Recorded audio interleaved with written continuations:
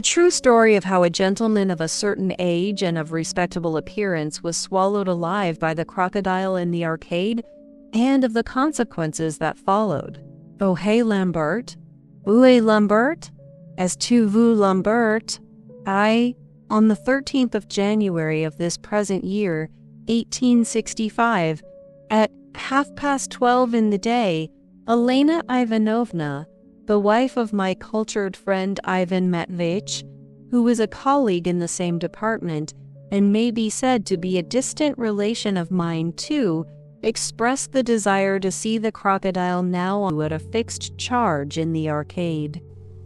As Ivan Ivanovich had already in his pocket his ticket for a tour abroad, not so much for his health as for the improvement of his mind, and was consequently free from his official duties and had nothing whatever to do that morning, he offered no objection to his wife's irresistible fancy, but was positively aflame with curiosity himself. "A capital idea," he said, with the utmost satisfaction. "We'll have a look at the crocodile. On the eve of visiting Europe, it is as well to acquaint ourselves on the spot with its indigenous inhabitants." And with these words, taking his wife's arm, he set off with her at once for the arcade. I joined them, as I usually do, being an intimate friend of the family. I have never seen Ivan Ivanovich in a more agreeable frame of mind than he was on that memorable morning. How true it is that we know not beforehand the fate that awaits us. On entering the arcade, he was at once full of admiration for the splendors of the building, and when we reached the shop in which the monster lately in Petersburg was being exhibited, he volunteered to pay the quarter-ruble for me to the crocodile owner, a thing which had never happened before. Walking into a little room, we observed that besides the crocodile, there were in it parrots of the species known as cockatoo, and also a group of monkeys in a special case in a recess. Near the entrance, along the left wall, stood a big tin tank that looked like a bath covered with a thin iron, filled with water to the depth of 2 inches. In a shallow pool was kept a huge crocodile, which lay like a log absolutely motionless and apparently deprived of all its faculties by our damp climate, so inhospitable to foreign visitors. This monster at first aroused no special interest in any one of us. "So this is the crocodile," said Elena Ivanovna, with a pathetic cadence of regret. "Why? I thought it was something different." Most probably she thought it was made of diamonds. The owner of the crocodile, a German, came out and looked at us with an air of extraordinary pride. "He has a right to be," Ivan Ivanovich whispered to me. "He knows he is the only man in Russia exhibiting crocodile." This quite nonsensical observation I ascribe also to the extremely good-humored mood which had overtaken Ivan Ivanovich, who was on other occasions of rather envious disposition. "I fancy your crocodile is not alive," said Elena Ivanovna, piqued by the irresponsible stolidity of the proprietor, and addressing him with a charming smile to soften his churlishness. A Minerva so typically feminine. "Oh, no, madam," the latter replied in broken Russian, and instantly moving the grating half off the tank, he poked the monster's head with a stick. Then the treacherous monster, to show that it was alive, faintly stirred its paws and tail, raised its snout, and emitted something like a prolonged snuffle. "Come, don't be cross, Karlchen," said the German caressingly, gratified in his vanity. "How horrid that crocodile is. I am really frightened," Elena Ivanovna twittered, still more coquettishly. "I know I shall dream of him now." "But he won't bite you if you do dream of him," the German retorted gallantly, and was the first to laugh at his own jest. But none of us responded. "Come, Semyon Semyonich," said Elena Ivanovna, addressing me exclusively, "let us go and look at the monkeys. I am awfully fond of monkeys." They are such darlings, and the crocodile is horrid." What is more, he took his glove and began tickling the crocodile's nose with it, wishing, as he said afterwards, to induce him to snort. The proprietor showed his politeness to a lady by following Elena Ivanovna to the case of monkeys. So everything was going well, and nothing could have been foreseen. Elena Ivanovna was quite skittish in her raptures over the monkeys, and seemed completely taken up with them. With shrieks of delight, she was continually turning to me, as though determined not to notice the proprietor, and kept gushing with laughter at the resemblance she detected between these monkeys and her intimate friends and acquaintances. I, too, was amused, for the resemblance was unmistakable. The German did not know whether to laugh or not, and so at last was reduced to frowning, and it was at that moment that a terrible, I may say unnatural scream set the room vibe. Not knowing what to think, for the first moment I stood still, numb with horror. But noticing that Elena Ivanovna was screaming too, I quickly turned round. And what did I behold? I saw... oh, heavens! I saw the luckless Ivan Ivanovich in the terrible jaws of the crocodile, held by them round the waist, lifted horizontally in the air and desperately kicking. Then, one moment, and no trace remained of him. I must describe it in detail, for I stood all the while motionless, and had time to watch the whole process taking place before me, with an attention and interest such as I never remember to have felt before. What? I thought at that moment, what if all that had happened to me instead of to Ivan Ivanovich? How unpleasant it would have been for me. But to return to my story.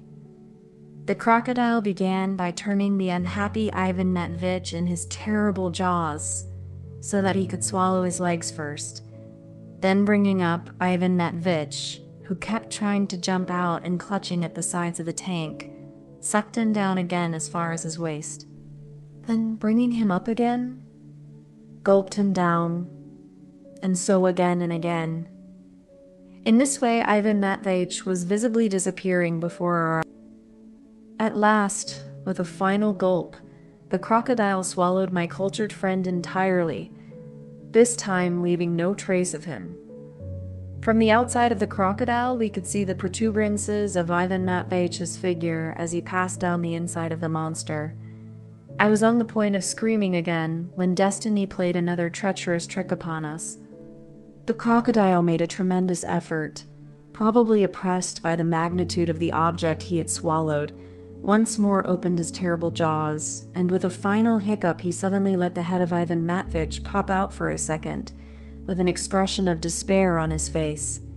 In that brief instant the spectacles dropped off his nose to the bottom of the tank. It seemed as though that despairing countenance had only popped out to cast one last look on the objects around it, to take its last farewell of all earthly pleasures, but it had not time to carry out its intention. The crocodile made another effort, gave a gulp, and instantly it vanished again, this time forever. This appearance and disappearance of a still living human head was so horrible, but at the same, either from its rapidity and unexpectedness or from the dropping of the spectacles, there was something so comic about it that I suddenly quite unexpectedly exploded with laughter.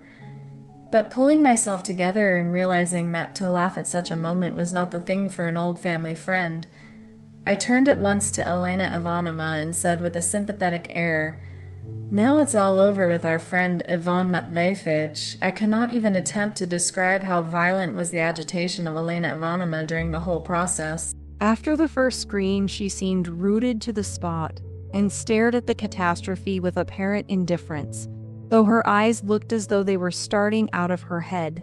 Then she suddenly went off into a heart-rending wail, but I seized her hands. At this instant, the proprietor, too, who had at first been also petrified by horror, suddenly clasped his hands and cried, gazing upwards, "Oh, my crocodile! Oh, mein allerliebster Karlchen! Mutter, mutter, mutter!"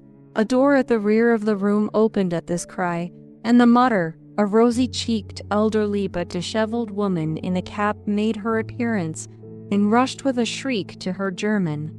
A perfect bedlam followed. Elena Ivanovna kept shrieking out the same phrase, as though in a frenzy, flay him, apparently entreating them, probably in a moment of clutching at the German's coat. He did tease the crocodile. For what did your man tease the crocodile? Cried the German, pulling away from her. You will if Karlchen wird burst, therefore pay, das war mein Sohn, das war mein einziger Sohn. I must own I was intensely indignant at the sight of such egoism in the German and the cold-heartedness of his disheveled mutter. At the same time, Elena Ivanovna's reiterated shriek of, flay him, troubled me even more and absorbed at last my whole attention, positively alarming me. I may as well say straight off that I entirely misunderstood this strange exclamation.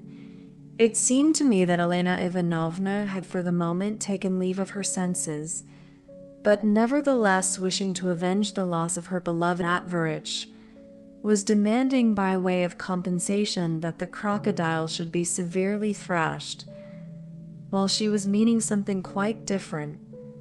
Looking round at the door, not without embarrassment, I began to entreat Elena Ivanovna to calm herself, and above all not to use the shocking word, flay.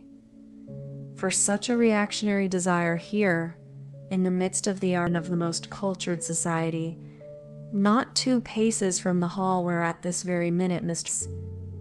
Lavrov was perhaps delivering a public lecture, was not only impossible but unthinkable, and might at any moment bring upon us the hisses of culture and the caricatures of Mr. Stepanov. To my horror, I was immediately proved to be correct in my alarmed suspicions.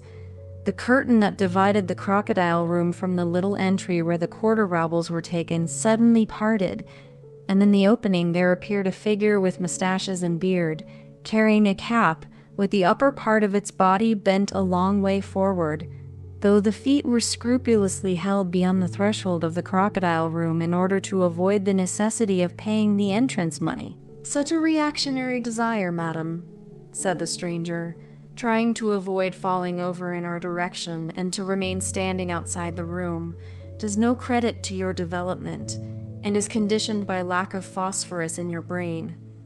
You will be promptly held up to shame in the Chronicle of Progress and in our satirical prints. But he could not complete his remarks. The proprietor, coming to himself, and seeing with horror that a man was talking in the crocodile room without having paid entrance money, rushed fiercely at the progressive sir, and turned him out with a punch from each fist. For a moment both vanished from our sight behind a curtain, and only then I grasped that the whole uproar was about nothing. Elena Ivanovna turned out quite innocent. She had, as I have mentioned already, no idea whatever of subjecting the crocodile to a degrading corporal punishment, and had simply expressed the desire that he should be opened and her husband released from his interior. "What? You wish that my crocodile be perished?" the proprietor yelled, running in again. "No! Let your husband be perished first, before my crocodile. Sohn will show crocodile, and I will crocodile. Mein Sohn will show crocodile, and I will show crocodile. Mein Sohn will show crocodile, and I will show crocodile. Mein Sohn will show crocodile, and I Sohn that. I am known to ganz Europa, and you are not known to ganz Europa, and you must pay me as—" "Ja," put in the vindictive German woman. "We shall not let you go. Strafe, since Karlchen is burst. And, indeed, it's useless to flay the creature," I added calmly, anxious to get Elena Ivanovna away home as quickly as possible, as our dear Ivan Matveyich is by now probably soaring somewhere in the Empyrean. My dear, we suddenly heard, to our intense amazement, the voice of Ivan Matveyich. "My dear, my advice is to apply direct to the superintendent's office. as without the assistance of the police, the German will never be made to see reason. These words, uttered with firmness and aplomb, and expressing an exceptional presence of mind, for the first minute so astounded us that we could not believe our ears.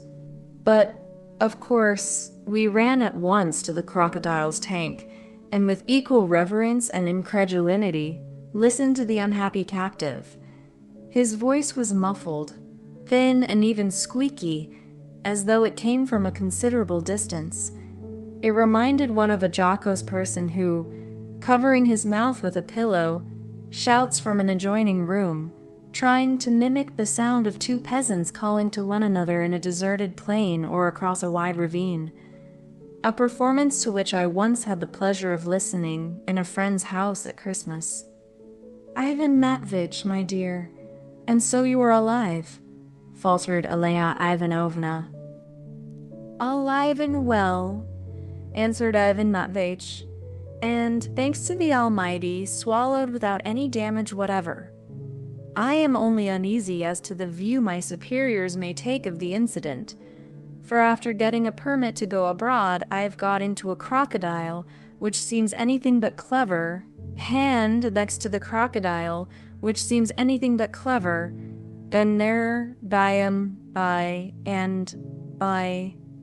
only uneasy as to the view my superior take of the incident, for after getting a permit to go abroad, I have got into a crocodile, which seems anything but clever." "They are right," Ivan Ivanovich observed tranquilly. "The principles of economics before everything. My dear, I will fly at once to the authorities and lodge a complaint, for I feel that we cannot settle this mess by ourselves." "I think so too," observed Ivan Ivanovich. "But in our age of industrial crisis, it is not easy to rip open the belly of a crocodile without economic compensation. And meanwhile the inevitable question presents itself. What will the German take for his crocodile? And with it another, how will it be paid? For, as you know, I have no means. I will not the crocodile sell. I will for 3,000 the crocodile sell. I will for 4,000 the crocodile sell. Now the publican will come very many. I will for 5,000 the crocodile sell. In fact, he gave himself insufferable airs. Covetousness and a revolting greed gleamed in his eyes. "I am going," I cried indignantly. "And I too, I shall go to Andrei Osipich himself. I will soften him with my tears," whined Elena Ivanovna. "Don't do that, my dear," Ivan Ivanovich hastened to interpose. He had long been jealous of Andrei Osipich on his wife's account, and he knew she would enjoy going to weep before a gentleman of refinement, for tears suited her. "And I don't advise you to do so either, my friend," he added, addressing me. "It's no good plunging headlong in that slapdash way. There's no knowing what it may lead to. You had much better go today to Timofey Semyonich, as though to pay an ordinary visit. He is an old-fashioned and by no means brilliant man. But he is trustworthy, and what matters most of all, he is straightforward. Give him my and describe the circumstances of the... And since I owe him 7 rubles over our last game of cards, take the opportunity to money. That will soften the stern old man. In any case, his advice may serve as a guide for us. And meanwhile, take Elena Ivanovna home. Calm yourself, my dear," he continued, addressing her. "I am with these outcries and feminine squabblings, and should like a nap. It's soft and warm in here, though I have hardly had time to look round in this unexpected haven." "Look round? Why, is it light in there?" cried Elena Ivanovna in a tone of relief. "I am surrounded by impenetrable night," answered the poor captive. "But I can feel and, so to speak, have a look round with my hands. Goodbye. Set your mind at rest and don't deny yourself recreation and diversion. Till tomorrow." "And you, Semyon Semyonich, come to me in the evening, and, as you are absent-minded and may forget it, tie a knot in your handkerchief, I confess I was glad to get away, for I was overtired and somewhat bored, hastening to offer my arm to the disconsolate Elena Ivanovna, whose charms were only enhanced by her agitation. I hurriedly led her out of the crocodile room.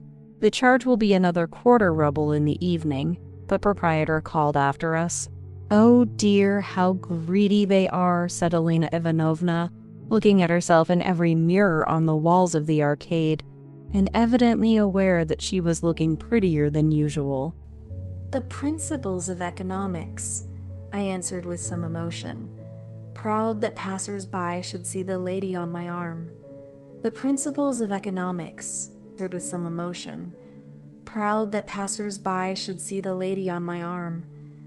The principles of economics, she drawled in a touching little voice. I did not in the least understand what Ivan Ivanovich said about those horrid economics just now. I will explain to you, I answered, and began at once telling her of the beneficial effects of the introduction of foreign capital into our country, upon which I had read an article in the Petersburg News and the Voice that morning. How strange it is, she interrupted, after listening for some time. But do leave off, you horrid man. What nonsense you are talking. Tell me, do I look purple? You look perfect, and not purple, I observed, seizing the opportunity to pay her a compliment. Naughty man, she said complacently.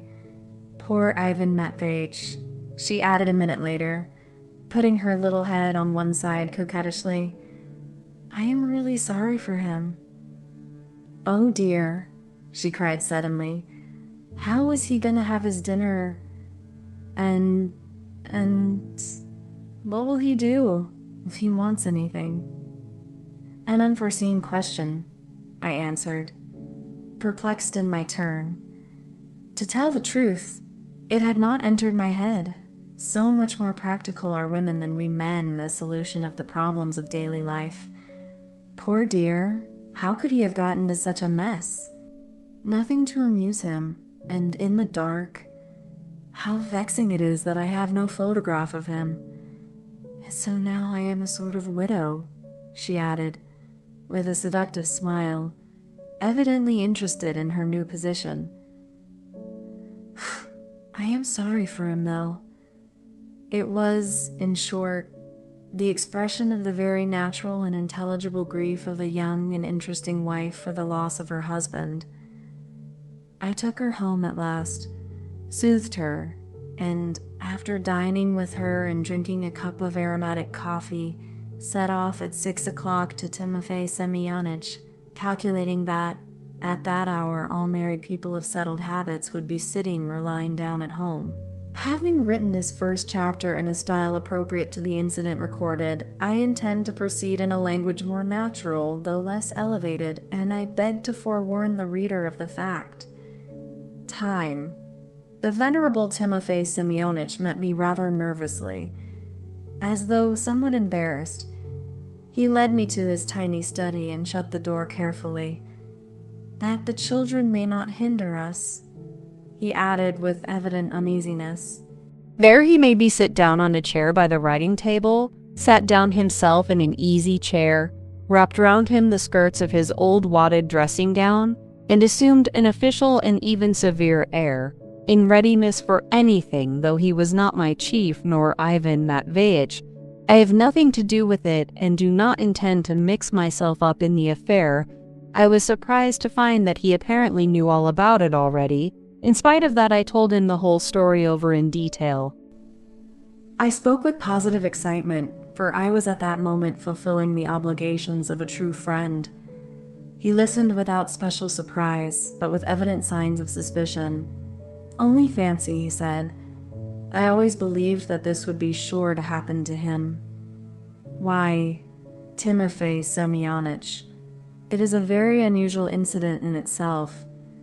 I admit it. But Ivan Matveitch's whole career in the service was leading up to this end. He was flighty, conceited indeed. It was always progress and ideas of all sorts, and this is what progress brings people to.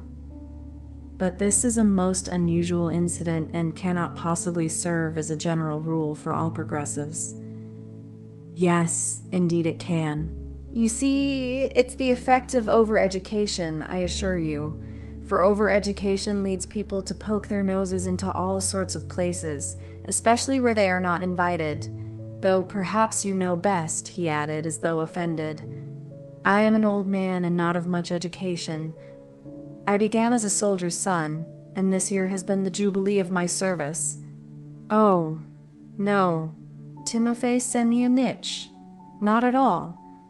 On the contrary, Ivan Ivanovich is eager for your... He is eager for your guidance. He implores it, so to say, with tears. So to say, with tears.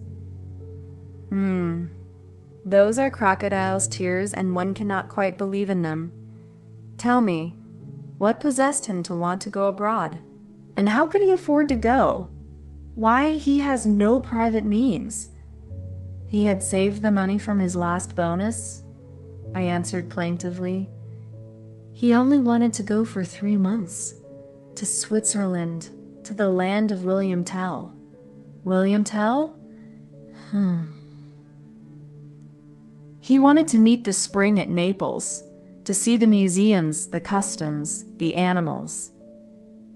Oh, come, Timofey Semyonich.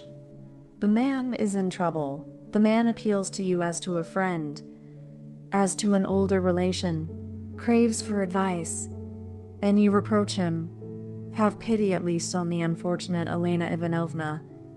You are speaking of his wife. A charming little lady, said Timofey Semyonich, visibly softening and taking a pinch of snuff with relish. Particularly prepossessing, and so plump, and always putting her pretty little head on one side, very agreeable. Andrei Osipich was speaking of her only the other day. Speaking of her? Yes, and in very flattering terms. Such a bust, he said. Such eyes, such hair. A sugar plum, he said. Not a... And then he laughed. Of course. Well, what do you say then, Timofey Semyonich? Why, what can I do? Give advice, guidance, as a man of experience, a relative. What are we to do? What steps are we to take? Go to the authorities and... Unheard of, above all. There is no precedent for it, and it is far from credible. And so discretion above all. Let him lie there a bit. We must wait and see. But how can we wait and see, Timofey Semyonich? What if he is stifled there? Why should he be? I think you told me that he made himself fairly comfortable there. I told him the whole story over again. Timofey Semyonich pondered. He said, twisting his snuff-box in his hands. To my mind, it's really a good thing he should lie there a bit, instead of going abroad. Let him lie there a bit. We must wait and see, Timofey Semyonich. What if he is stifled there? Of course he mustn't be stifled, and so he must take measures to preserve his health, avoiding a cough, for instance, and so on.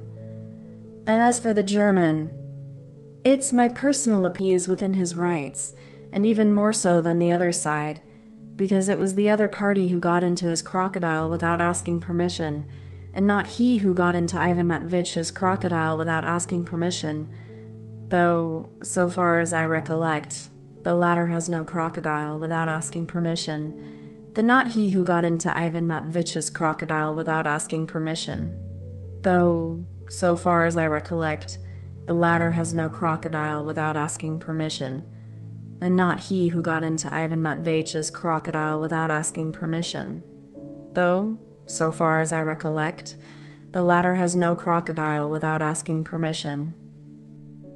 You must go to them. But Ivan Matvich may be needed in the department.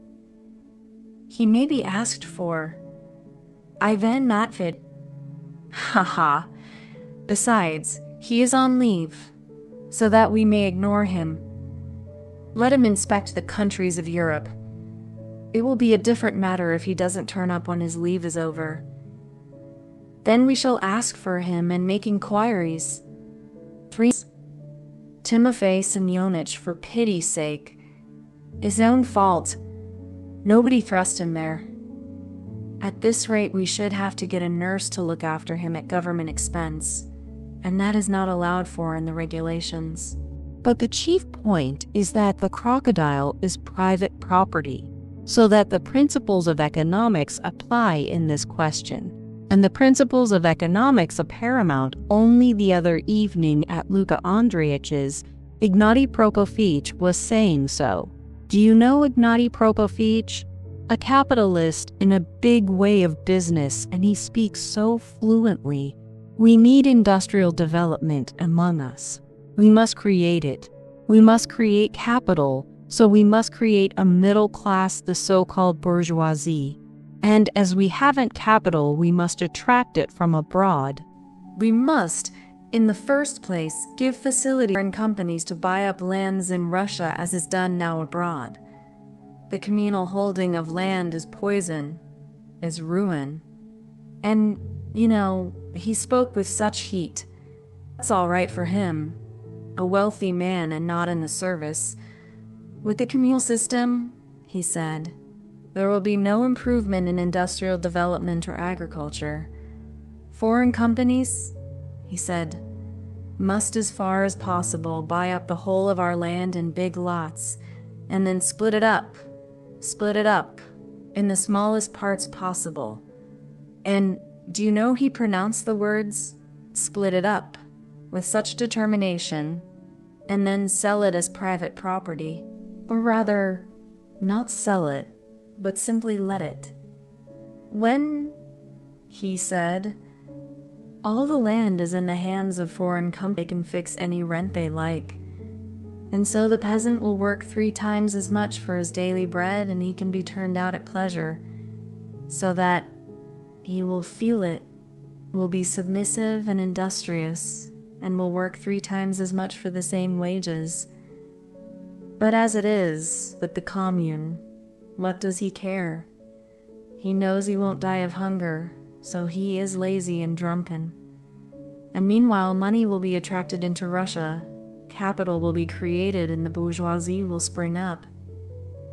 The English political and literary The Times, in an article the other day on our finances, stated that the reason our financial position was so unsatisfactory was that we had no middle class, no big fortunes, no accommodating proletariat. Ignatiy Prokofyevich speaks well. He is an orator. He wants to lay a report on the subject before the authorities, and then to get it published in the news. That's something very different from verses like Ivan Ivanovich. Why, I am coming to that. Here we are, anxious to bring foreign capital into the country. And only consider, as soon as the capital of a foreigner who has been attracted to Petersburg has been doubled through Ivan Ivanovich instead of protecting the foreign capital into the country. And only consider, as soon as the capital of a foreigner who has been attracted to Petersburg has been doubled through Ivan Ivanovich as the true son of his fatherland, ought to rejoice and to be proud that through him the value of a foreign crocodile has been doubled and possibly even trebled. That's just what is wanted to attract capital. If one man succeeds, mind you, another will come with a crocodile, and a third will bring 2 or 3 of them at once, and capital will grow up about them. There you have a bourgeoisie. It must be encouraged. Upon my word, Timofey Semyonich, I cried, you are demanding almost supernatural self-sacrifice from poor Ivanovich. I demand nothing, and I beg you, before everything, as I have said already, to remember that I am not a person in authority and so cannot demand anything of anyone. I am speaking as a son of the fatherland, but as a son of the fatherland, but as a son of the fatherland, but as a son of the fatherland. but as a son of the fatherland. What possessed him to get into the crocodile? A respectable man, a man of good grade in the service, lawfully married, and then to behave like that. Is it consistent? But it was an accident. Who knows? And where is the money to compensate the owner to come from? Perhaps out of his salary. Timofey Semyonich. I answered sadly. The proprietor was at first alarmed that the crocodile would burst, but as soon as he was sure that it was all right, he began to bluster and was delighted to think that he could double the charge for entry. Treble and quadruple, perhaps. The public will simply stampede the place now, and crocodile owners are smart people. Besides, it's not Lent yet, and people are keen on diversions. And so I say again, the great thing is that Ivan Matveyevich should preserve his incognito. Don't let him be in a hurry. Let everybody know, perhaps, that he is in the crocodile, but don't let them be officially informed of it. Ivan Matveyevich is in particularly favorable circumstances for that, for he is reckoned to be abroad. It will be said he is in the crocodile, and we will refuse to believe it. That is how it can be managed.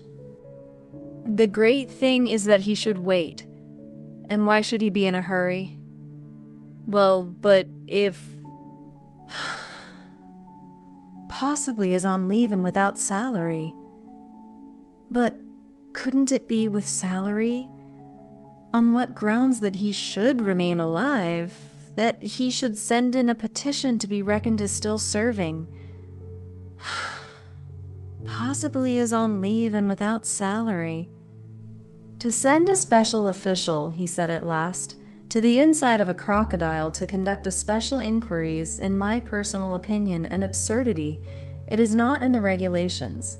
And what sort of special inquiry could there be there? The scientific study of nature on the spot, in the living subject. The natural sciences are all the fashion nowadays, botany.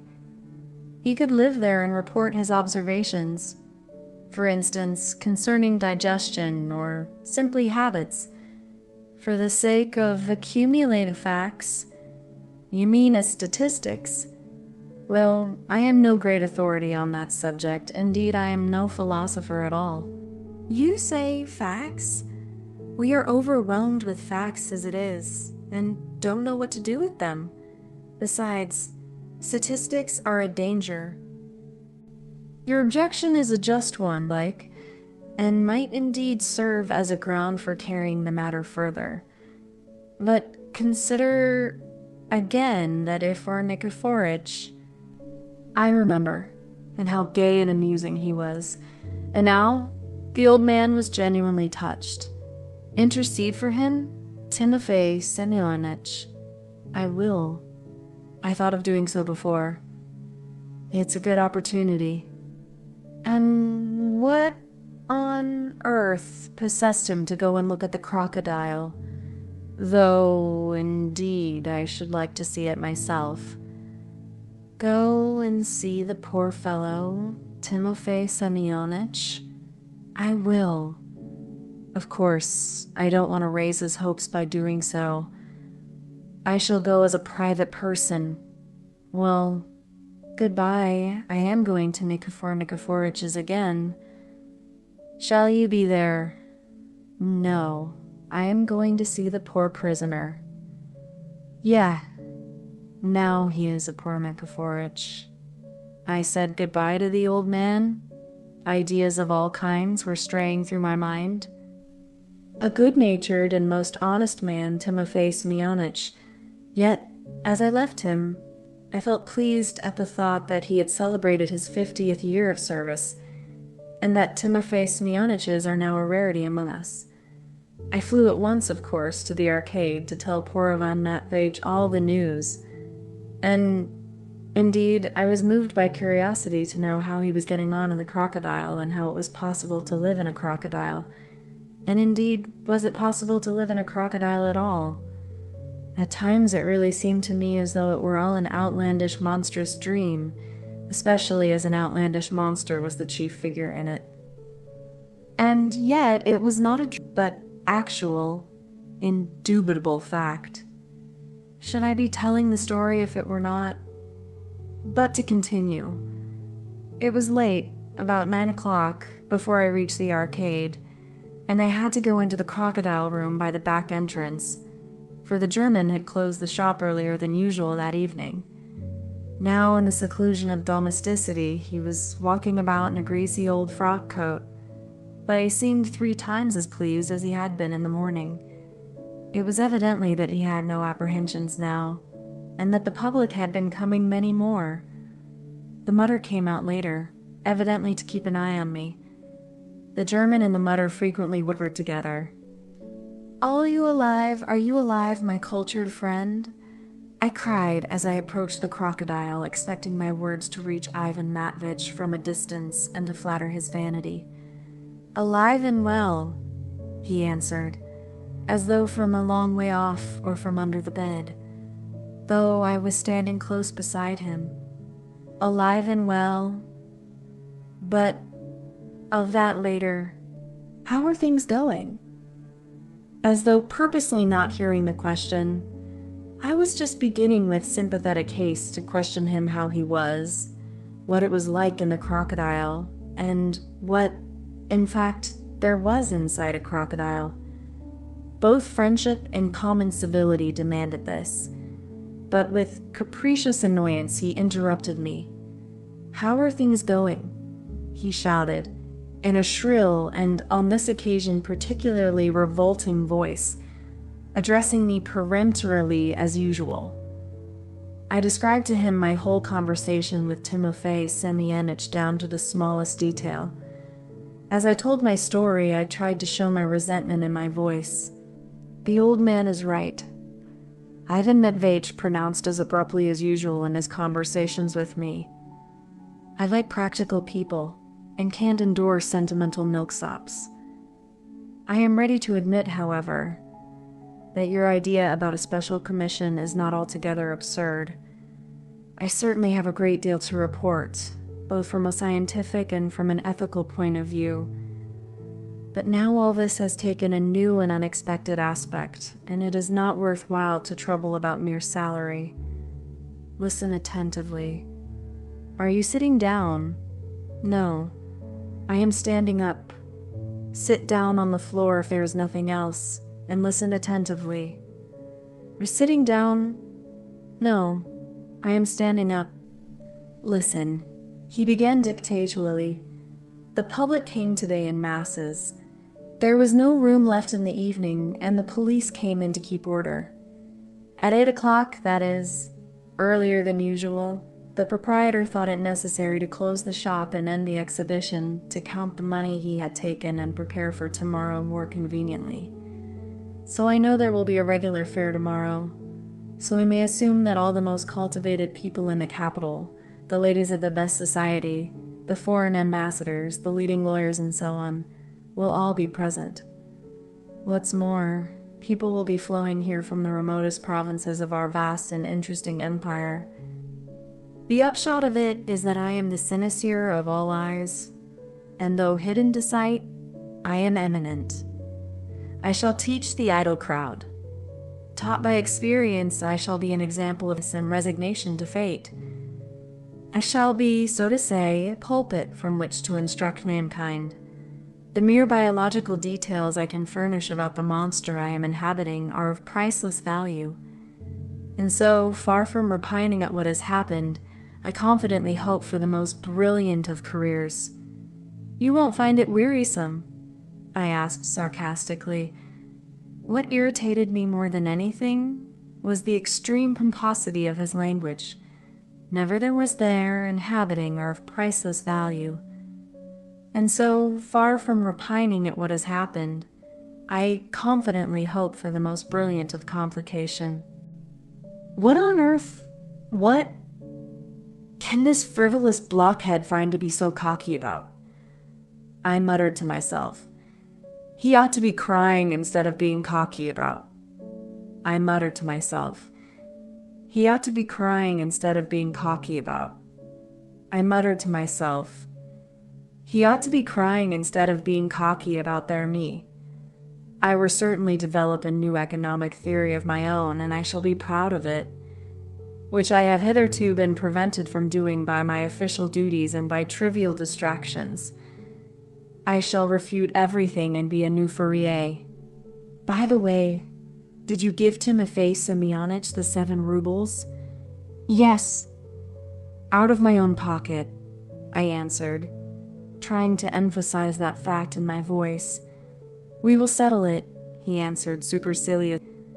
I confidently expect my salary to be raised. For who should get a raise if not I? I am of the utmost service now. But to business.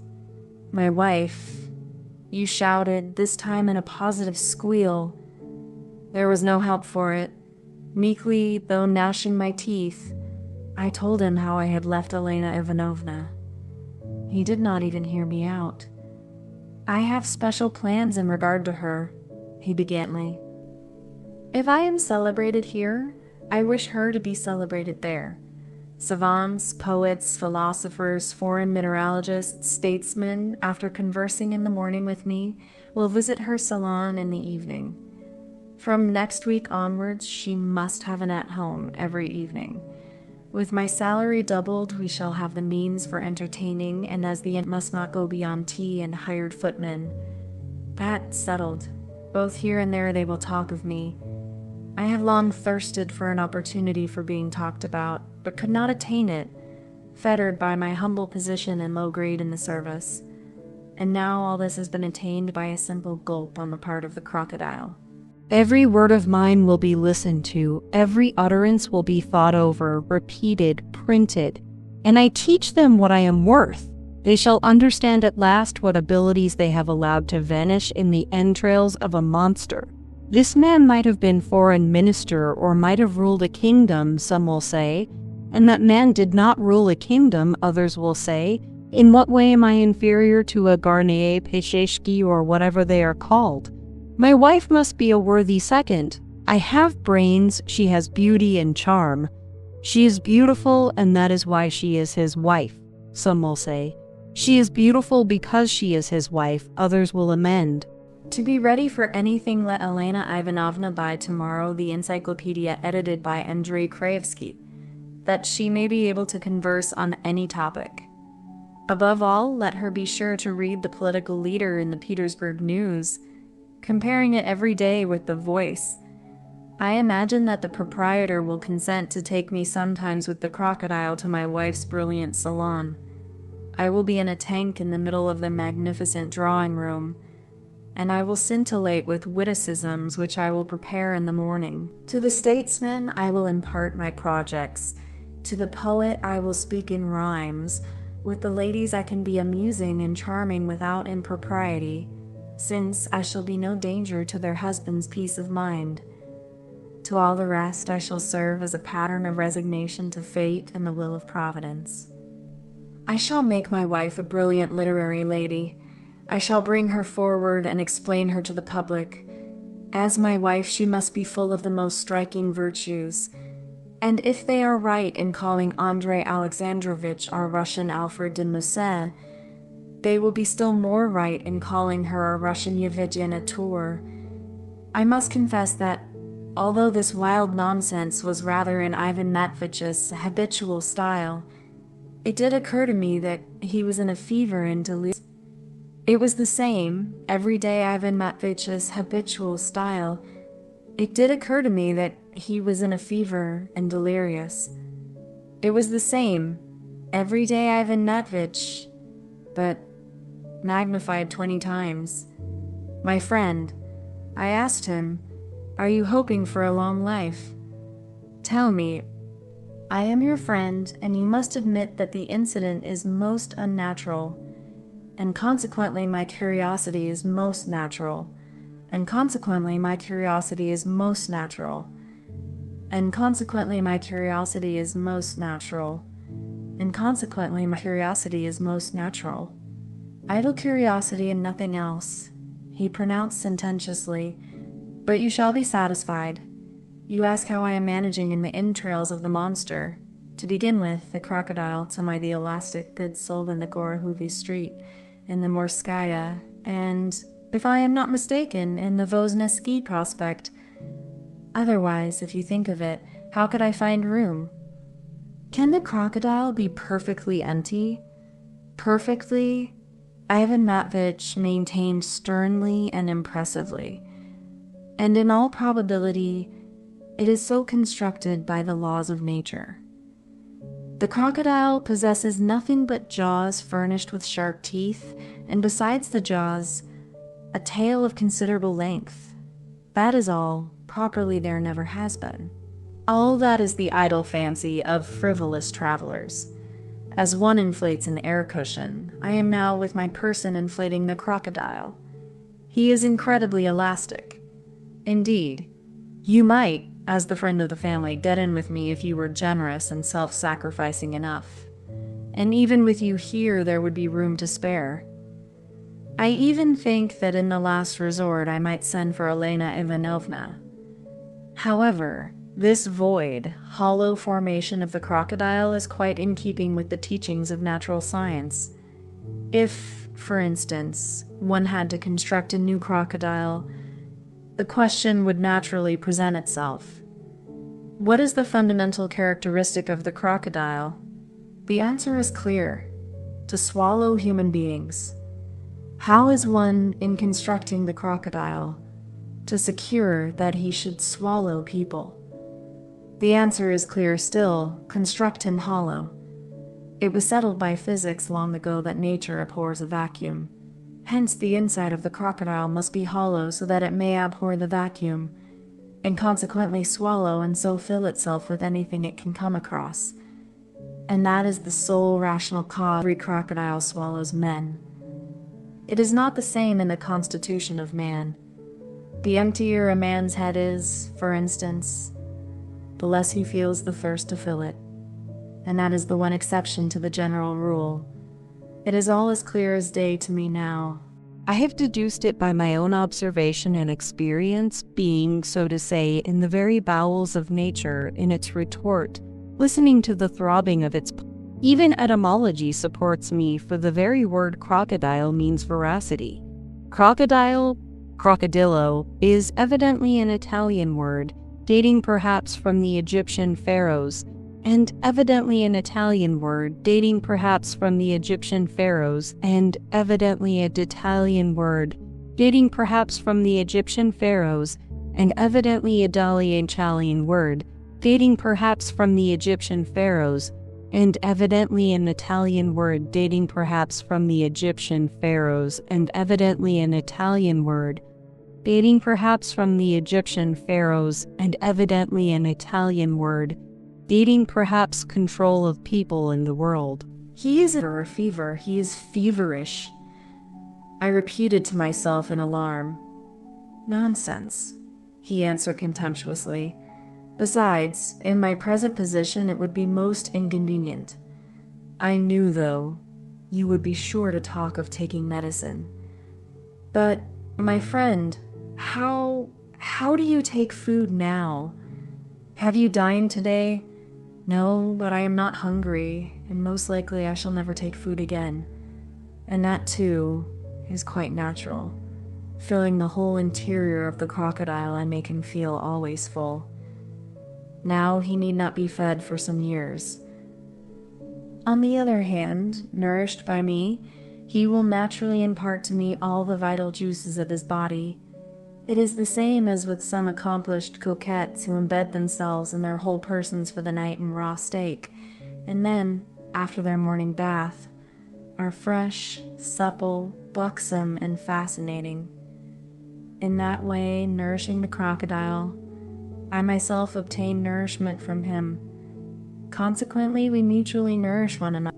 But as it is difficult even for a crocodile to digest a man like me, he must no doubt be conscious of a certain weight in his stomach, an organ which he does not, however, possess. And that is why, to avoid causing the creature suffering, I do not often turn over. And although I could turn over, I do not do so from humanitarian motives. This is the one drawback of my present position, and in an allegorical sense, Ivan Ivanovich was right in saying I was lying like a log. But I will prove that even lying like a log, nay, that only lying like a log, nay, that only lying like a log, nay, that only lying like a log, nay, that only lying like a log, nay, that only lying like a log, nay, that only lying merry to turn. All the great ideas and movements of our newspapers and magazines have evidently been the work of men who were lying like logs. That is why they call them divorced from the realities of life. But what does it matter? They're saying that. I am constructing now a complete system of my own. And you wouldn't believe how easy it is. You have only to creep into a secluded corner or into a crocodile, to shut your eyes, and you immediately devise a perfect millennium for mankind. When you went away this afternoon, I set to work at once, and have already invented 3 systems. Now I am preparing the 4th. It is true that at first one must refute everything that has gone before, but from the crocodile it is so easy to refute it. Besides, it all becomes clearer. Seen from the inside of the crocodile, there are some drawbacks, though small ones, in my position, however. It is somewhat damp here and covered with a sort of slime.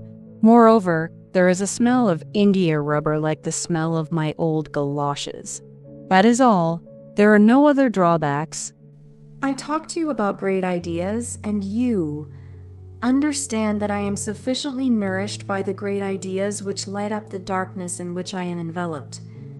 The good-natured proprietor has, however, after consulting the kindly mutter, decided with her that they will every morning insert into the monster's jaws a bent metal tube, something like a whistle pipe, by means of which I can absorb coffee or broth with bread soaked in it. The pipe has already been bespoken in the neighborhood, but I think this is superb luxury. I hope to live at least 1,000 years if it is true that crocodiles live so long, which, by the way, good thing I thought of it. You had better look up in some natural history tomorrow and tell me, for I may have been mistaken and have mixed it up with some excavated monster. There is only one reflection rather troubles me, as I am dressed in cloth and have boots on. The crocodile can obviously not digest me. Besides, I am alive, and so I'm opposing the process of digestion with my whole willpower, for you can understand that I do not wish to be turned into what all nourishment turns into, for that would be humiliating for me. But there is one thing I am afraid of. In 1,000 years, the cloth of my coat, unfortunately of Russian make, may decay, and then, left without clothing, I might perhaps, in spite of my indignation, begin to be digested. And though by day nothing would induce me to allow it, at night, in my sleep, when a man's will deserts him, I may be overtaken by the humiliating potato, a pancake, or veal. Such an idea reduces me to fury. This alone is an argument for the revision of the tariff and the encouragement of the impotent English cloth, which is stronger and so will withstand nature longer when one is swallowed by a crocodile. At the first opportunity, I will impart this idea to some statesmen and at the same time to the political writers on our Petersburg dailies. Let them publish it abroad. I trust this will not be the only idea they will borrow from me. I foresee that every morning a regular crowd of them, provided with quarter rubles from the editorial office, will be flocking round me to seize my ideas on the telegrams of the previous day. In brief, the future presents itself to me in the rosiest light. Fever. I whispered to myself. My friend and freedom, I asked, wishing to learn his views thoroughly. You are, so to speak, in prison, while every man has a right to the enjoyment of freedom. You are a fool, he answered. Savages love independence. Wise men love order. And if there is no order, very good. Tomorrow I will bring a perfect pile of papers with me Tomorrow it is too soon to expect reports in the newspapers. You must tell me about the papers tomorrow. Very good. Tomorrow I will bring a perfect pile of papers with me. Tomorrow it is too soon to expect reports in the newspapers, for it will take 4 days for it to be advertised. But from today come to me every evening by the back way through the yard. I am intending to employ you as my secretary. You shall read the newspapers and magazines to me, and I will dictate to you my ideas and give you commissions. Be particularly careful not to forget the foreign telegrams. Let all the European telegrams be here every day. But enough. Most likely you are sleepy by now. Go home and do not think of what I said just now about criticisms. I am not afraid of it, for the critics themselves are in a critical position. One is only to be wise and virtuous, and one will certainly get onto a pedestal. If not Socrates, then Diogenes, or perhaps both of them together. That is my future role among mankind. So frivolously and boastfully did Ivan Ivanovich hasten to express himself before me, like feverish, weak-willed women who, as we are told by the proverb, cannot keep a secret. All that he told me about the crocodile struck me as most suspicious. How was it possible that the crocodile was absolutely hollow? I don't mind betting that he was bragging from vanity and partly to humiliate me. It is true that he was an invalid, and one must make allowances for invalids, but I must frankly confess, I never could endure Ivan Ivanovich. I have been trying all my life, from a child up, to escape from his tutelage and have not been able to. 1,000 times over I have been tempted to break with him altogether, and every time I have been drawn to him again, as though I were still hoping to prove something to him or to revenge myself on him. A strange thing, this friendship. I can positively assert that 9/10 of my friendship for him was made up of malice. On this occasion, however, we parted with genuine feeling. Your friend, a very clever man, the German said to me in an undertone as he moved to see me out. He had been listening all the time attentively to our conversations. Apropos, I said, while I think of it, how much would you ask for your crocodile in case anyone wanted to buy it? Ivan Ivanovich, who heard the question, was waiting with curiosity for the answer. It was evident that he did not want the German to ask too little. Anyway, he cleared his throat in a peculiar way on hearing my question. At first the German would not listen, was positively angry. No one will dare my own crocodile to buy, he cried furiously, and turned as red as a boiled lobster. Me not want to sell the crocodile? I would not for the crocodile 1,000,000 thalers take. I took 130 thalers from the public, and I shall tomorrow 10,000 take, and then 100,000 every day I shall take. I will not him sell. Ivan Ivanovich positively chuckled with satisfaction. Controlling myself, for I felt it was a duty to my friend, I hinted coolly and reasonably to the crazy German that his calculations were not quite correct, that if he makes 100,000 every day, all Petersburg will have visited him in 4 days, and then there will be no one left to bring him rubles, that life and death are in God's hands, that the crocodile may burst, or Ivan Ivanovich may fall ill and die, and so on and so on. The German grew pensive. I will him drops from the chemist get, he said, after pondering, and will save your friend that he die not. Drops are all very well, I answered, but consider, too, that the thing may get into the law courts. Ivan Ivanovitch's wife may demand the restitution of her lawful spouse. You are intending to get rich, but do you intend to give Elena Ivanovna a pension? No, me not intend, said the German in stern decision. No, we not intend, said the mother, with positive malignancy, and so would it not be better for you to accept something now, at once, a secure and solid though moderate sum? than to leave things to chance. I ought to tell you that I am inquiring simply from curiosity." The German drew the mutter aside to consult with her in a corner where there stood the largest and ugliest monkey of his collection. "Well, you will see," said Ivan Matveyevich.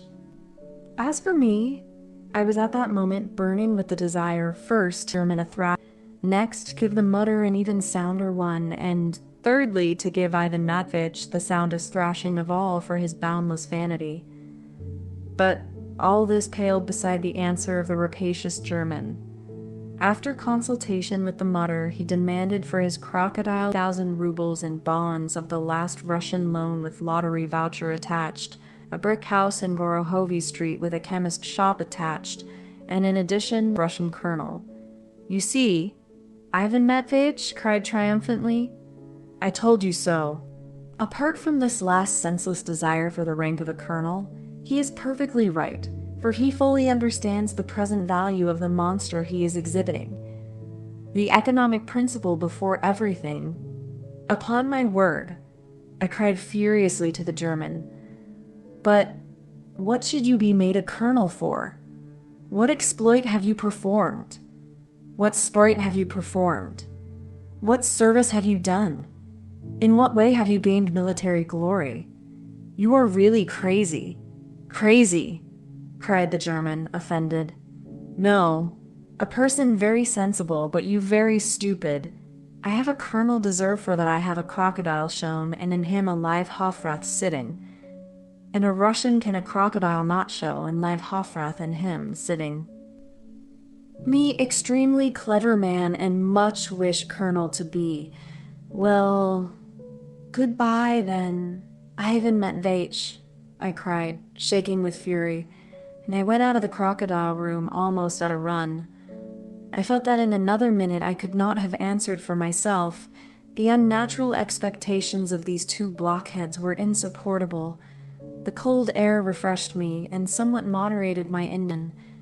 At last, after spitting vigorously 15 times on each side, I took a cab, got home, undressed, and flung myself into bed.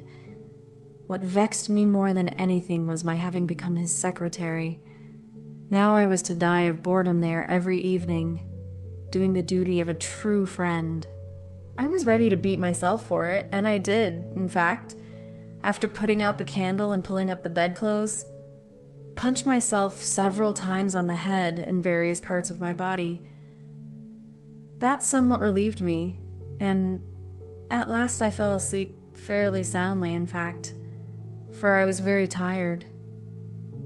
All night long I could dream of nothing but monkeys, but towards morning I dreamt of Elena Ivanovna. I.V. The monkeys I dreamed about, I surmised because they were shut up in the case of the German Zaz. But Elena Ivanovna was a different story. I may as well say at once, I loved the lady, but I make haste, post-haste, to make a qualification. I loved her as a father.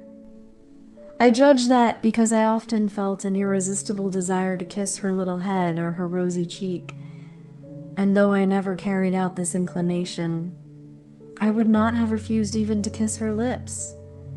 And not merely her lips, but her teeth, which always gleamed so charmingly like 2 rows of pretty, well-matched pearls when she laughed. She laughed extraordinarily often. Ivan Matveyevich, in demonstrative moments, used to call her his darling absurdity, a name extremely happy and appropriate. She was a perfect sugar plum, and that was all one could say of her. Therefore, I am utterly at a loss to understand what possessed Ivan Matveyevich to imagine his wife as a Russian Yevgenia tour. Anyway, my dream, with the exception of the monkeys, left a most pleasant impression upon me, and going over all the incidents of the previous day as I drank my morning cup of tea, I resolved to go and see Elena Ivanovna at once on my way to the office, which, indeed, I was bound to do as the friend of the family. In a tiny little room out of the bedroom, the so-called little drawing room, though their big drawing room was little too, Elena Ivanovna was sitting, in some half-transparent morning wrapper, on a smart little sofa before a little tea table, drinking coffee out of a little cup in which she was dipping a minute biscuit. She was ravishingly pretty, but struck me as being at the same time rather pensive. "Ah, that's you, naughty man," she said, greeting me with an absent-minded smile. "Sit down, Featherhead. Have some coffee. Well, what were you doing yesterday? Were you at the masquerade? Why were you? I don't go, you know. Besides, yesterday I was visiting our captive." I sighed and assumed a pious expression as I took the coffee. "Whom? What captive?" "Oh, yes. Poor fellow.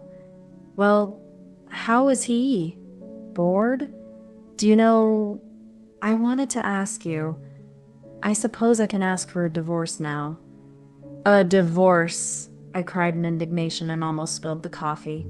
"It's that swarthy fellow," I thought to myself bitterly. There was a certain swarthy gentleman with little mustaches who was something in the architectural line, and who came far too often to see them and was extremely skillful in amusing Elena Ivanovna. I must confess I hated him, and there was no doubt that he had succeeded in seeing Elena Ivanovna yesterday either at the masquerade or here, and putting all sorts of nonsense into her head. "Why?" Elena Ivanovna rattled off hurriedly, as though it were a lesson she had learnt. "If he is going to stay on in the crocodile, perhaps not come back all his life, while I sit waiting for him here. A husband ought to live at home, and not in a crocodile. And poor Ivan Matvich is, so to speak, burning with love for you even in the bowels of the monster. What's more, he is melting away with love like a lump of sugar. Yesterday, while you were enjoying yourself at the masquerade, he was saying that he might in the last resort send for you as his lawful spouse, to join him in the entrails of the monster, especially as it appears the crocodile is exceedingly roomy, not only able to accommodate 2, but even 3 persons. You want me to get into the monster to be with Ivan Matvich? What an idea! And how am I to get in there? In my hat and crinoline? Heavens, what foolishness! And what should I look like while I was getting into it? And very likely there would be someone there to see me? It's absurd. And what should I have to eat there? And what should I do there when... Oh my goodness, what will they think of next? And what should I have to amuse me there? You say there's a smell of gutta percha, and what should I do if we quarreled? Should we have to go on staying there side by side? Phoo, how horrid. I agree with all those arguments, my sweet Elena Ivanovna. I interrupted, striving to express myself with that natural enthusiasm which always overtakes a man when he feels the truth is on his side. But one thing you have not appreciated in all this, you have not realized that he cannot live without you if he is inviting you there. That is a proof of love, passionate, faithful, ardent love. You have thought too little of his love, dear Elena Ivanovna. I interrupted, striving to express myself with that natural enthusiasm which always overtakes a man when he feels the truth is on his side. But one thing you have not appreciated in all this, you have not realized that he cannot live without you. I won't be writing your eyes. Get into it yourself, like the prospect. You are his friend. Get in and keep him company, and spend your life discussing some tedious science. Hey, how should we? Are we going to be all 3 there together? How silly you both are. I shall certainly pinch you all the time, you wretch. Ha ha ha. How silly you both are. Ha ha ha ha. I shall certainly pinch you all the time, you wretch. Ha ha ha ha. How silly you both are. Ha ha ha ha. I shall certainly pinch you all the time, You wretch's tiny Nerol pleased her very much. Only I should need a great many new dresses, she observed. And so Ivan Ivanovich must send me as much of his salary as possible, and as soon as possible. Only I don't know about that, she added thoughtfully. How can he be brought here in the... That's very absurd. I don't want my husband to be carried about in a tank. I should feel quite ashamed for my visitors to see it. I don't want No, I don't not. By the way, while I think of it, was Timofey Semyonitch here yesterday? Oh, yes. He was Skirio, in that voy. And only fancy, he almost came to the masquerade with me, really. He was carried away by his feelings.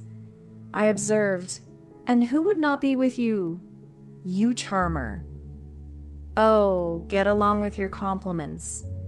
Stay, I'll give you a pinch as a parting present.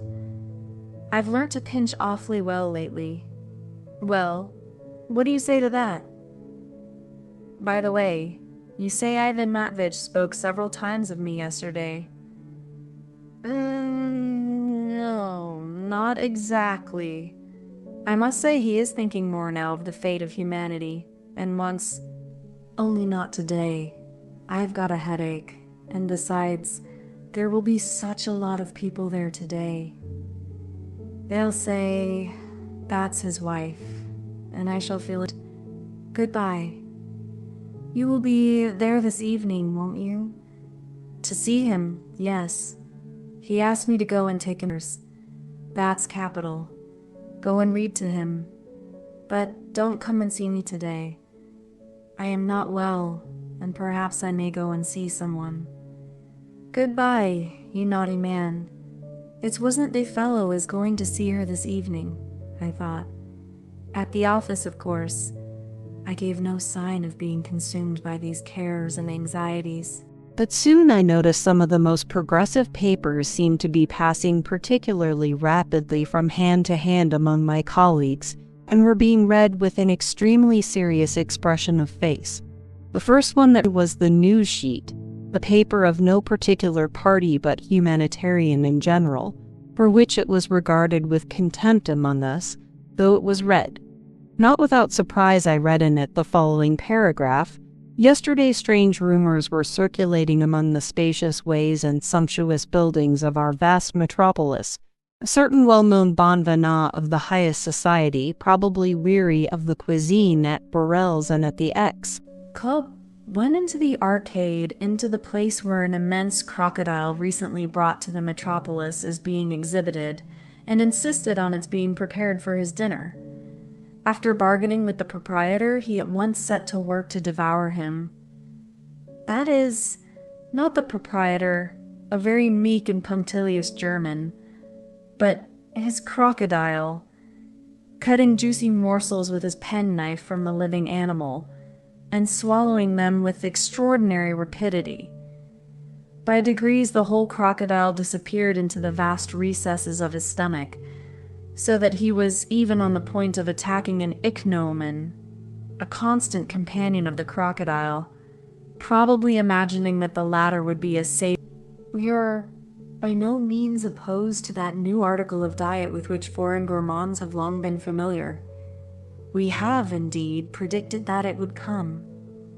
English lords and travelers make up regular parties for catching crocodiles in Egypt and consume the back of the monster cooked like beefsteak, with mustard, onions, and the French who followed in the train of Lesseps prefer the paws baked in hot ashes, which they do, however, in opposition to the English, who laugh at them.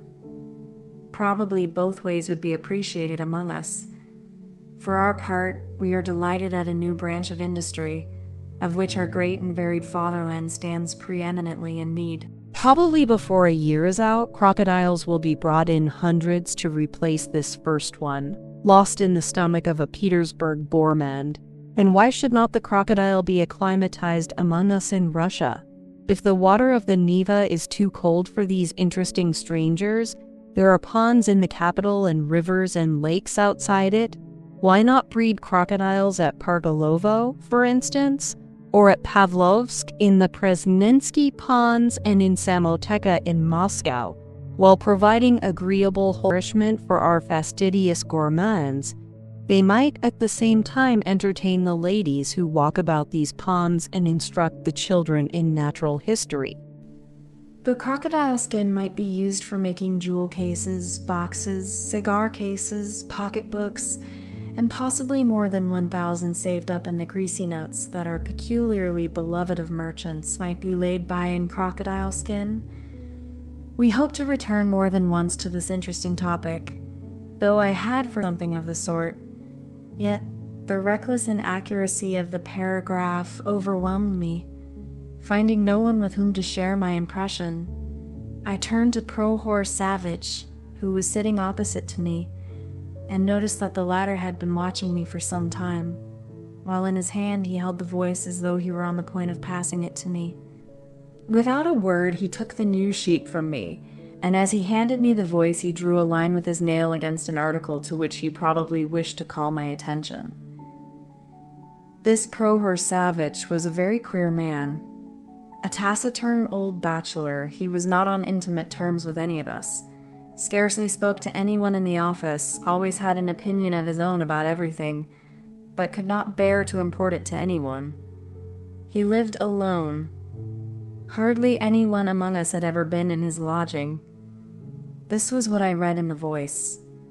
Everyone knows that we are progressive and humanitarian and want to be on a level with Europe in this respect. But in spite of all our exertions and the efforts of our paper, we are still far from maturity, as may be judged from the shocking incident which took place yesterday at the arcade and which we predicted long ago. A foreigner arrives in the capital bringing with him a crocodile, which he begins exhibiting in the arcade. We immediately hasten to welcome a new branch of useful industry such as our powerful and varied fatherland stands in great need of. Suddenly yesterday at 4 o'clock in the afternoon, a gentleman of exceptional stoutness enters the foreigner's shop in an intoxicated condition, pays his entrance money, and immediately without any warning leaps into the jaws of the crocodile, who was forced, of course, to swallow him, if only from an instinct of self-preservation, to avoid being crushed. Tumbling into the inside of the crocodile, the stranger at once dropped asleep.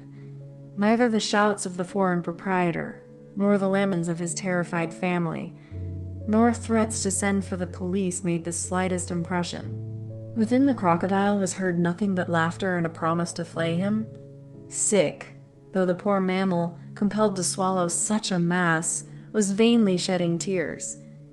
An uninvited guest is worse than a Tartar. But in spite of the proverb, the insolent visitor would not leave. We do not know how to explain such barbarous incidents which prove our lack of culture and disgrace us in the eyes of foreigners. The recklessness of the Russian temperament has found a fresh outlet. It may be asked what was the object of the uninvited visitor. A warm and comfortable abode?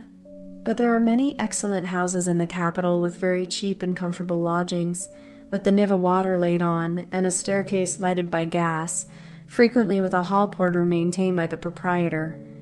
We would call our readers' attention to the barbarous treatment of domestic animals.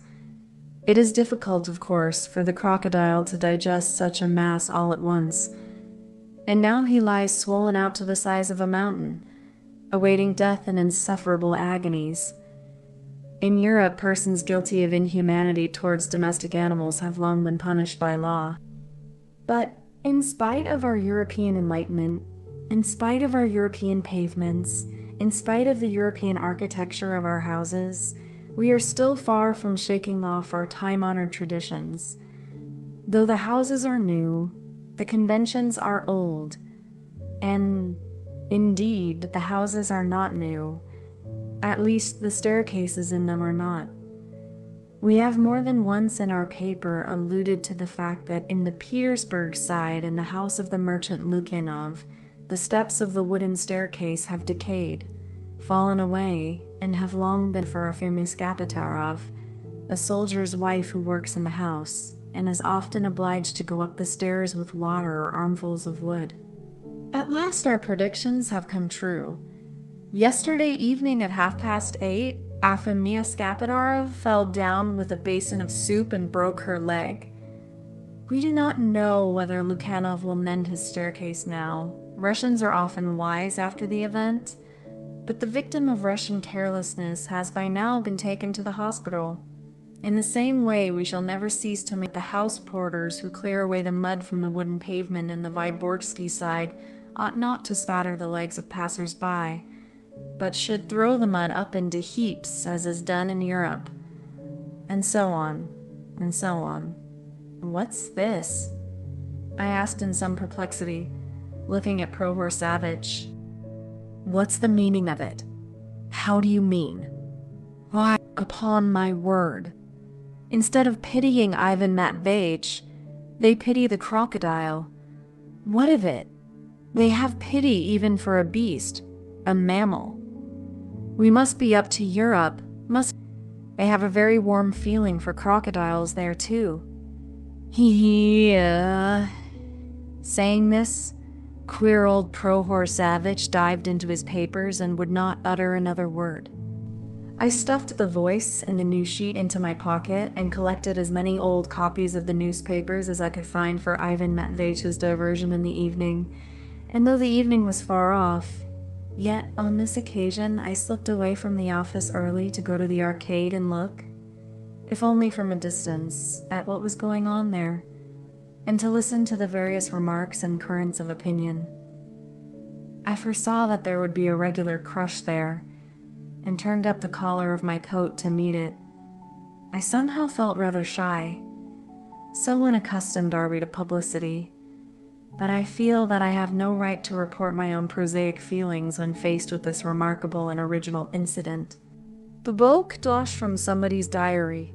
Semyon Ardalyanovich said to me all of a sudden, the day before yesterday, "Why will you ever be sober, Ivan Ivanovich? Tell me that, pray, Ivanoviches. I am a timid man, but here they have actually made me out mad. An artist painted my portrait as it happened. After all, you are a literary man," he said. I submitted. He exhibited it. I read, "Go and look at that morbid face suggesting insanity. It may be so, but think of putting it so blunt print. In print, everything ought to be decorous.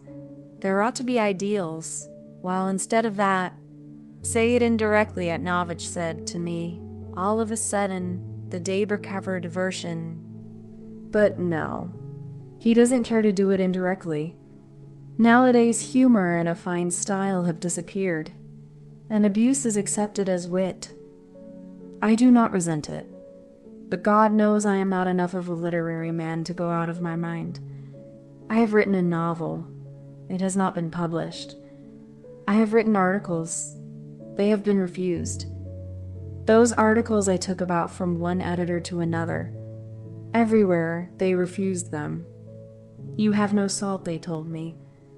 "What sort of salt do you want?" I asked with a jeer. Attic salt. They did not even understand. For the most part, I translate from the French for the booksellers. I write advertisements for shopkeepers, too. Unique opportunity. Fine tea from our own plantations. I made a nice little sum over a panegyric on His deceased Excellency Pyotr Matveyevich. I compiled The Art of Pleasing the Ladies, a commission from a bookseller. I have brought out some 6 little works of this kind in the course of my life. I am thinking of making a collection of the beaux mots of Voltaire, but I'm afraid it may seem a little flat to our people. Voltaire's no good now. Nowadays we want a cudgel, not Voltaire.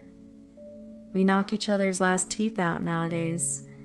Well, so that's the whole extent of my literary activity. Though indeed I do send round letters to the editors gratis and fully signed. I give them all sorts of counsels and admonitions, criticize and point out the true path.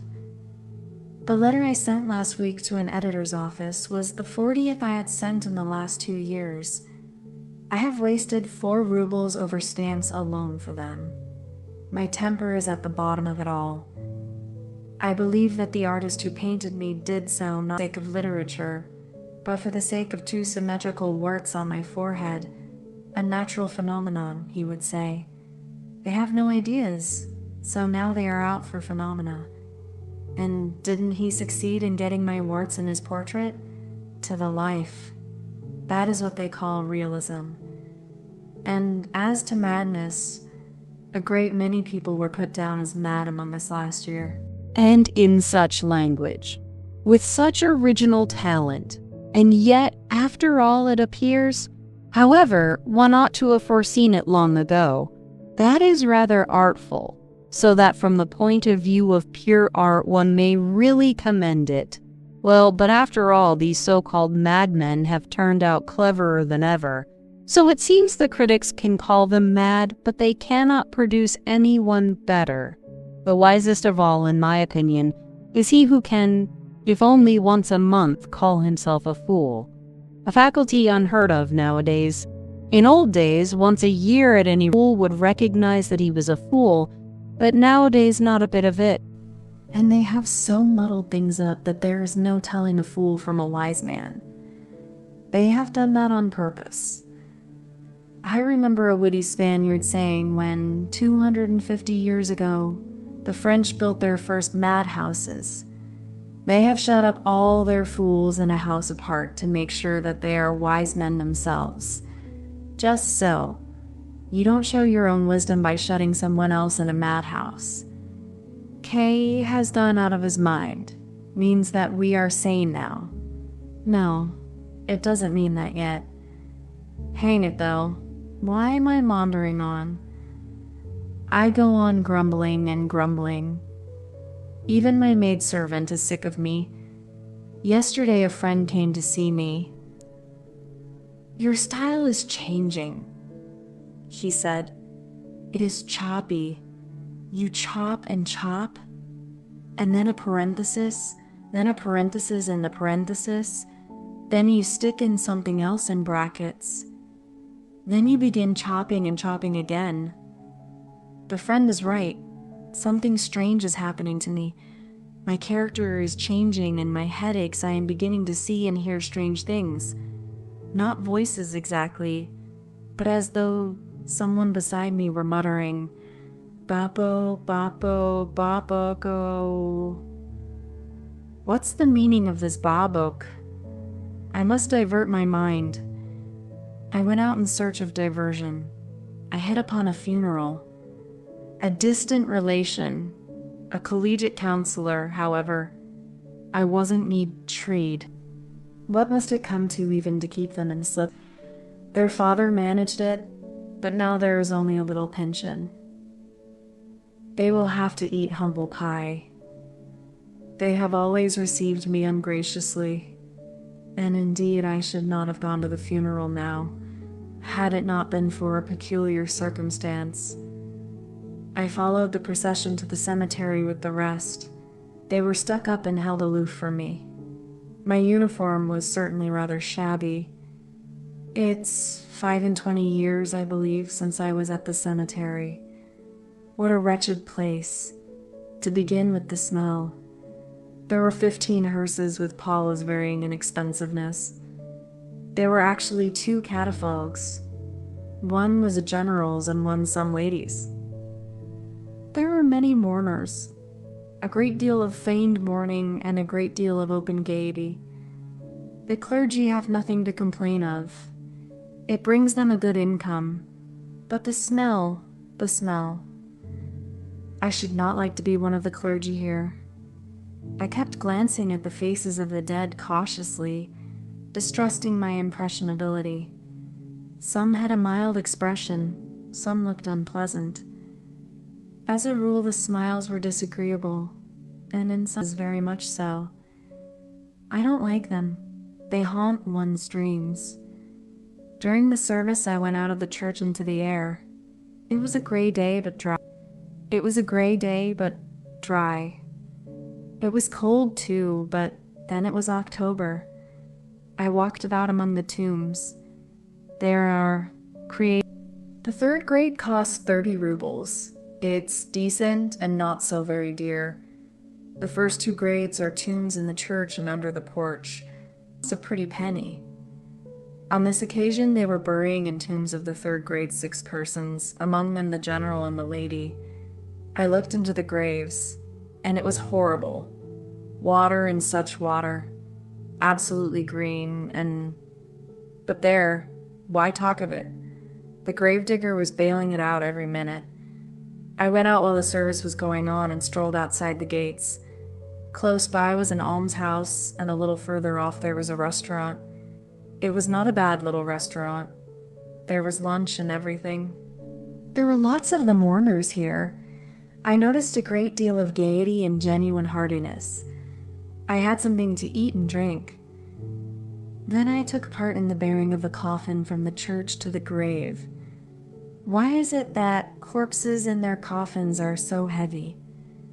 They say it is due to some sort of inertia, that the body is no longer directed by its owner, or some nonsense of that sort, in opposition to the laws of mechanics and common sense. I don't like to hear people who have nothing but a general education venture to solve the problems that require special knowledge. And with us, that's done continually.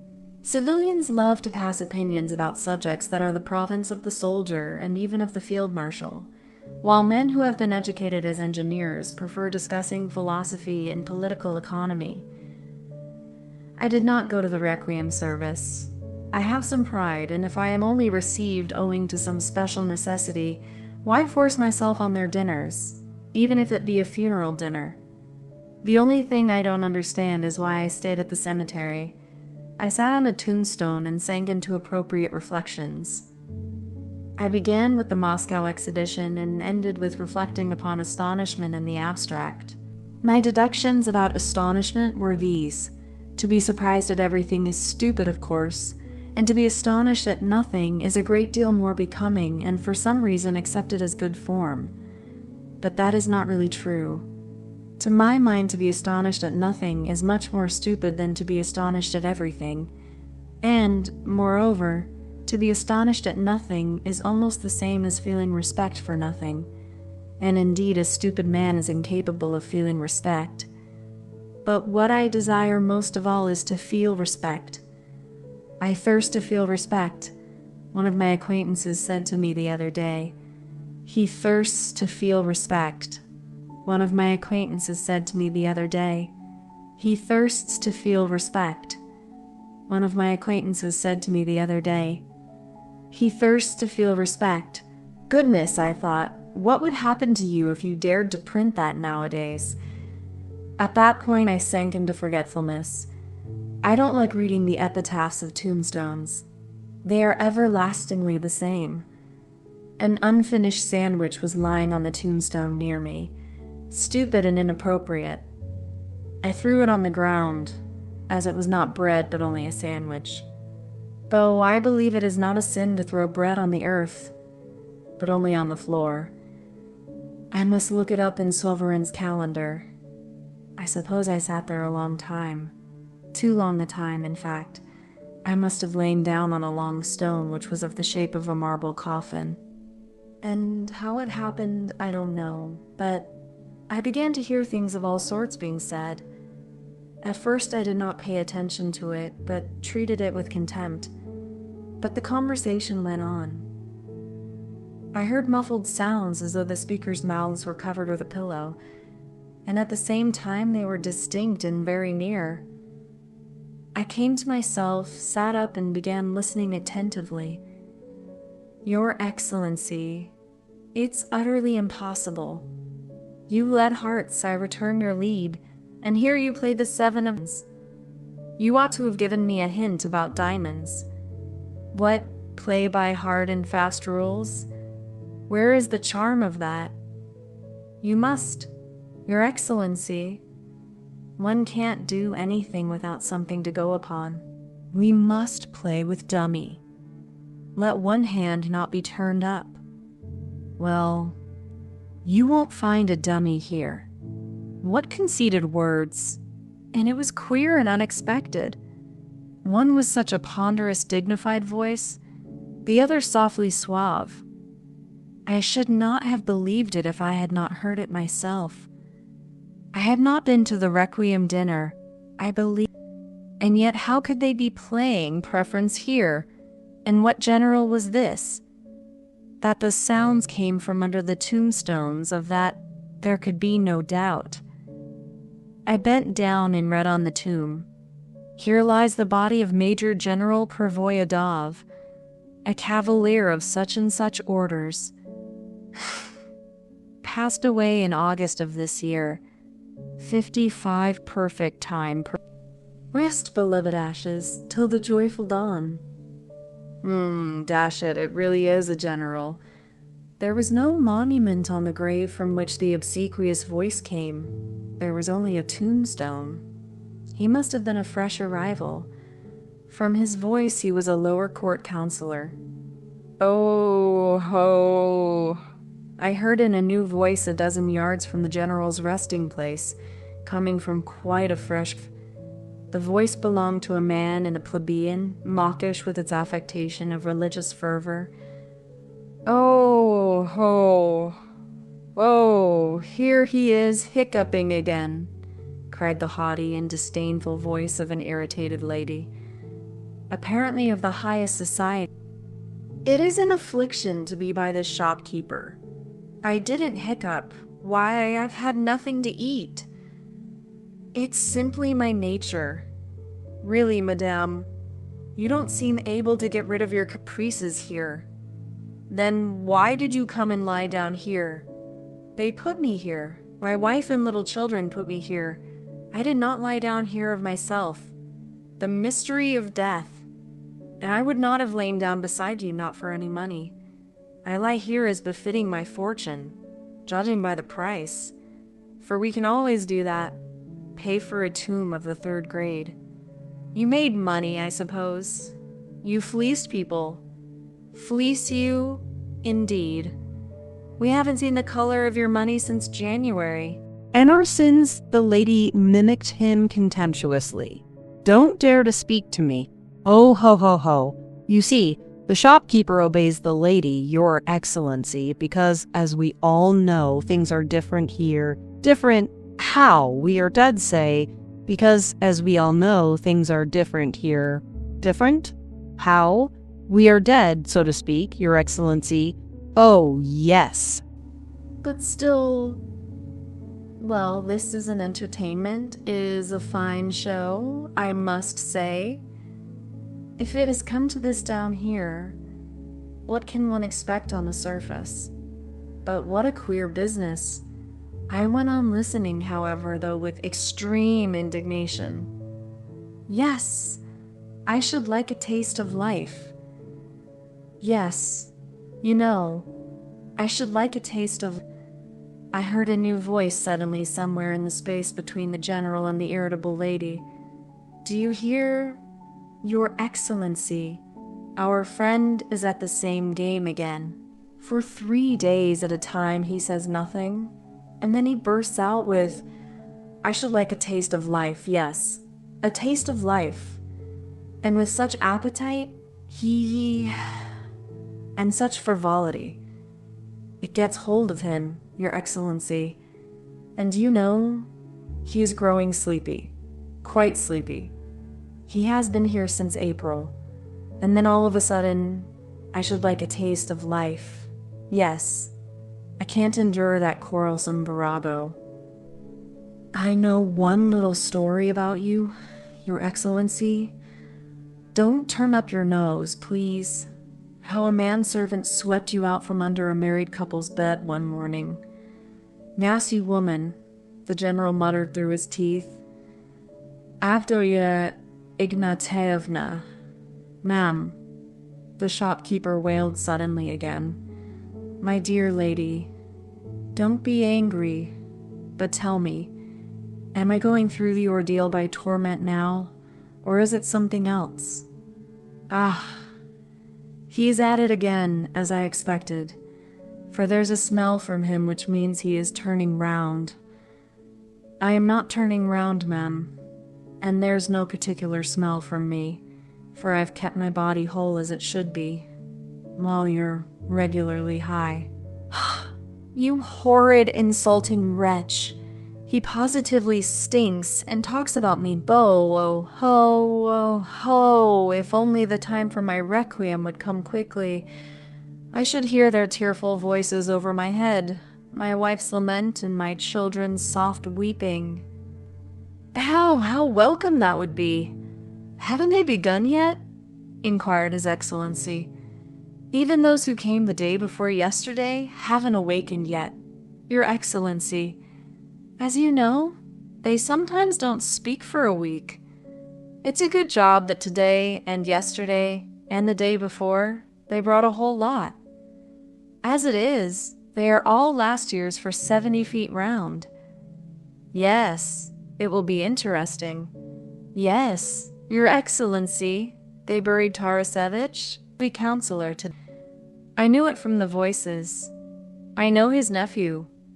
He helped to lower the coffin just now. Where is he, then? Almost at your feet. You should make his acquaintance, Your Excellency. No, it's not for me to make advances. Oh, he will begin of himself, Your Excellency. He will be flattered. Leave it, Your Excellency, and I... Only the evening before, Schultz said to me, "There's a complication, and I died suddenly before morning." Oh. Well, there's no help for it, young man, the general observed graciously, evidently pleased at a new arrival. You must be comforted. You are kindly welcome to of Jehoshaphat, so to call it. We are kind-hearted people. You will come to know us and appreciate us. Major General Vasily Vasilich Pervoyedov, at your service. Oh, no. Certainly not. I was at Schultz's. I had a complication, you know. At first it was my chest and a cough, and then I caught a cold. My lungs an influenza, and all of a sudden, quite unexpectedly. He say it began with the chest, the government clerk put in suavely, as though he wished to reassure the new arrival. Yes, my chest and catarrh, and then no catarrh, but still the chest. And I couldn't breathe. And, you know, I know.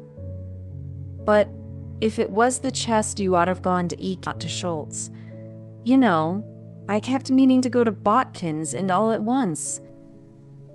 Oh, not at all. He only asks 3 bulls, and he makes such an examination, and gives you a prescription. And I was very anxious to see him, for I have been told... Well, gentlemen, had I better go to Ecke or to Botkin? What? To whom? The general's corpse shook with agreeable laughter. The government clerk echoed it in falsetto. Dear boy, dear delightful boy, how I love you. Avdotya Ignatievna squealed ecstatically. I wish they had put someone like you next to me. That sniveling new arrival, I remember him just now in his coffin, had the expression of a frightened chicken, the most revolting expression in the world. However, let us wait and see. But what happened next was such a bedlam that I could not keep it all in my memory. For a great many woke up at once. An official, a civil councillor, woke up and began discussing at once the project of a new subcommittee in a government department and of the probable transfer of various functionaries in connection with the subcommittee, which very greatly interested the general. I must confess I learned a great deal that was new myself, so much so that I marveled at the channels by which one may sometimes in the metropolis learn government news. Then an engineer half woke up, but for a long time muttered absolute nonsense, so that our friends left off worrying him and let him lie till he was ready. At last the distinguished lady who had been buried in the morning under the catafalque showed symptoms of the reanimation of the tomb. Lebeziatnikov, for the obsequious lower court councillor whom I detested and who lay beside General Pervoyedov, was called, It appears Lebeziatnikov became much excited, and who lay beside General Pervoyedov was called, it appears Lebeziatnikov became much excited, and who lay beside General Pervoyedov was called, it appears Lebeziatnikov became much excited, and said in a moles. I must own I was surprised too, though some of those who woke had been buried for 3 as for instance a very young girl of 16 who kept giggling in a horrible and predatory way. Your Excellency, Privy Councillor Tarasevich is waking, Lebeziatnikov announced with extreme fussiness. What? The Privy Councillor, waking up suddenly, mumbled, with a lisp of disgust. There was a note of ill-humored peremptoriness in the sound of his. I listened with curiosity, for during the last few days I had heard Tarasevich, shocking and upsetting in the extreme. It's Your Excellency. So far only I cyclet by Tarkrifish of shocking and upsetting in the tight and fine, and oh. What do you want? Merely to inquire after Your Excellency's health. In these unaccustomed surroundings, everyone feels at first, as it were, oppressed. General Pervoyedov wishes to have the honor of making Your Excellency's acquaintance, and hopes. He is not fully awake, Your Excellency. You must consider that. It's the novelty of it all. When he is fully awake, he will take it differently. Let him be, repeated the general. Vasily Vasilich. Hey, Your Excellency. A perfectly new voice shouted loudly and aggressively from close beside Avdotia Ignatievna. It was a voice of gentlemanly insolence, with the languid pronunciation now fashionable, and an arrogant drawl. I've been watching you all for the last 2 hours. Do you remember me? Vasily Vasilich. My name is Klenovich. We met at the Volokonsky's, where you, too, were received as a guest.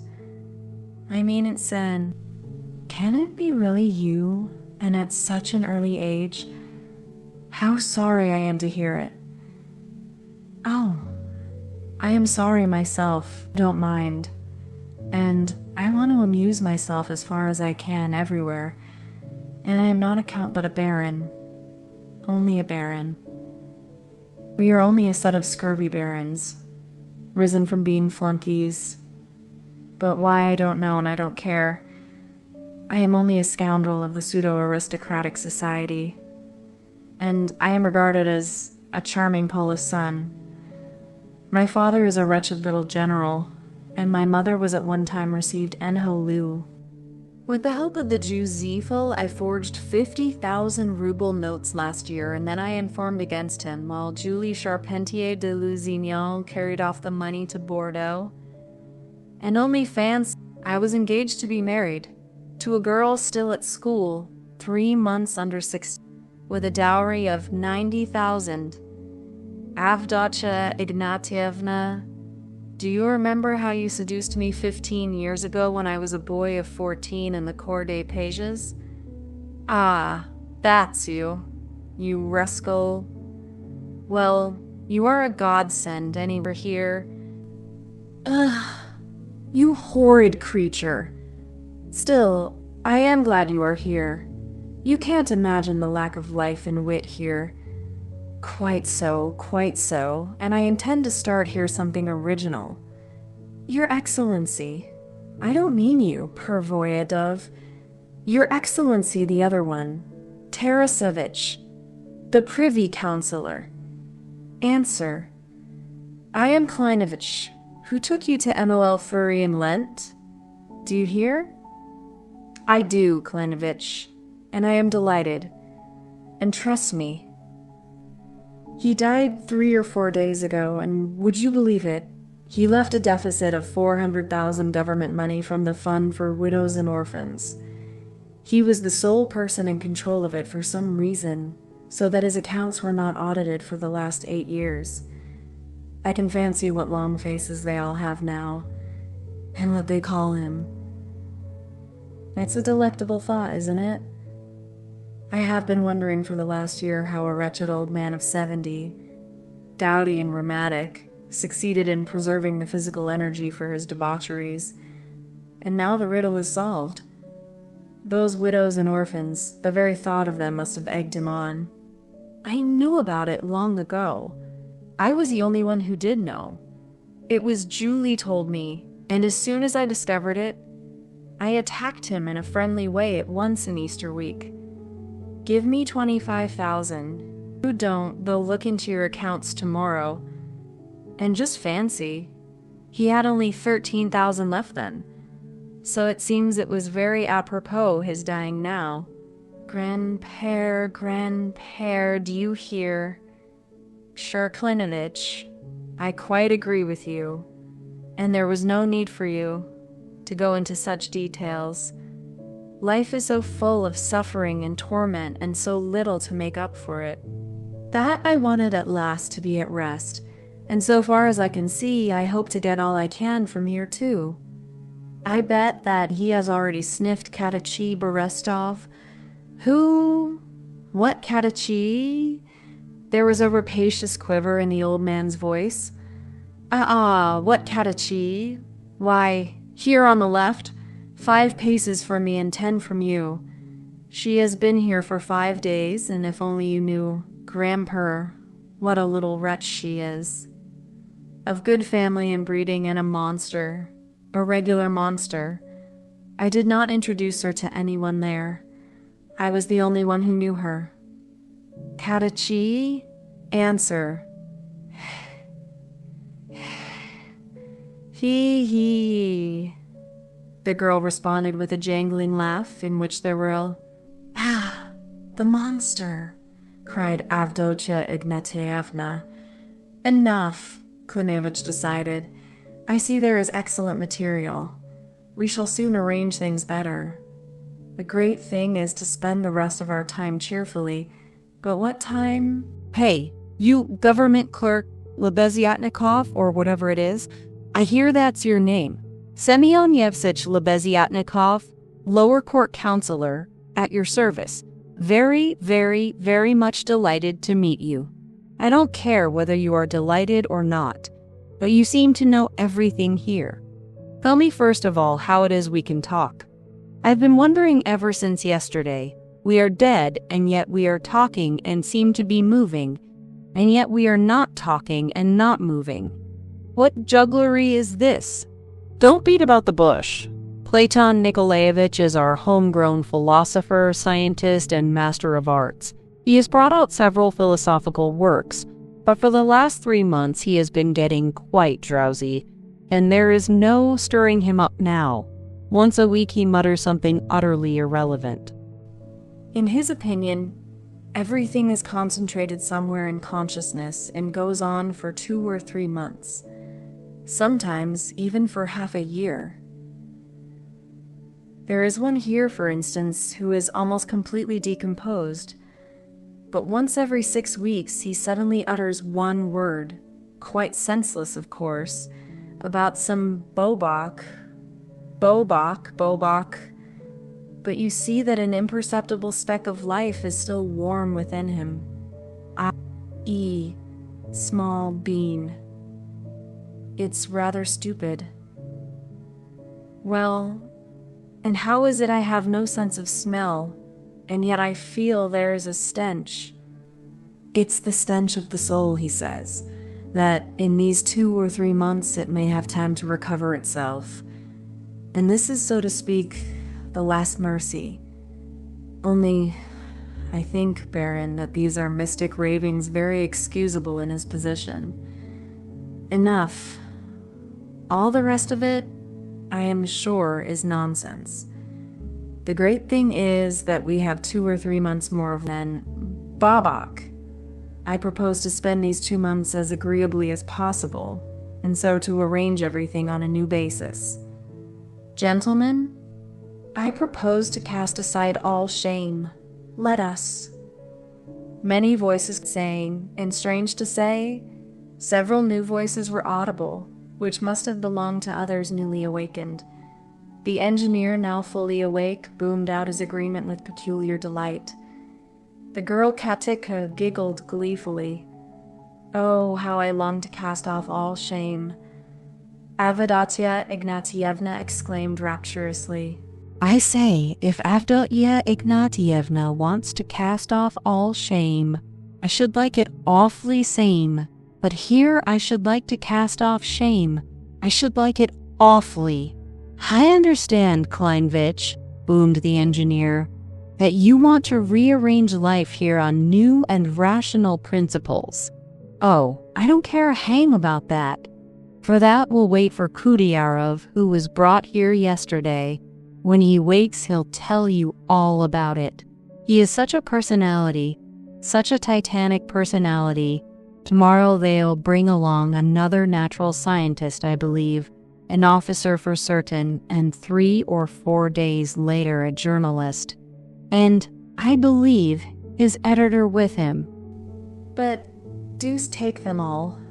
There will be a little group of us anyway, and things will arrange themselves.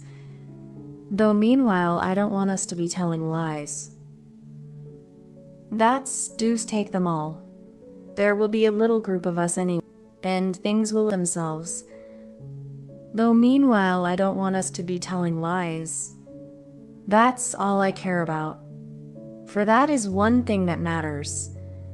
One cannot exist on the surface without lying, for life and lying are synonymous.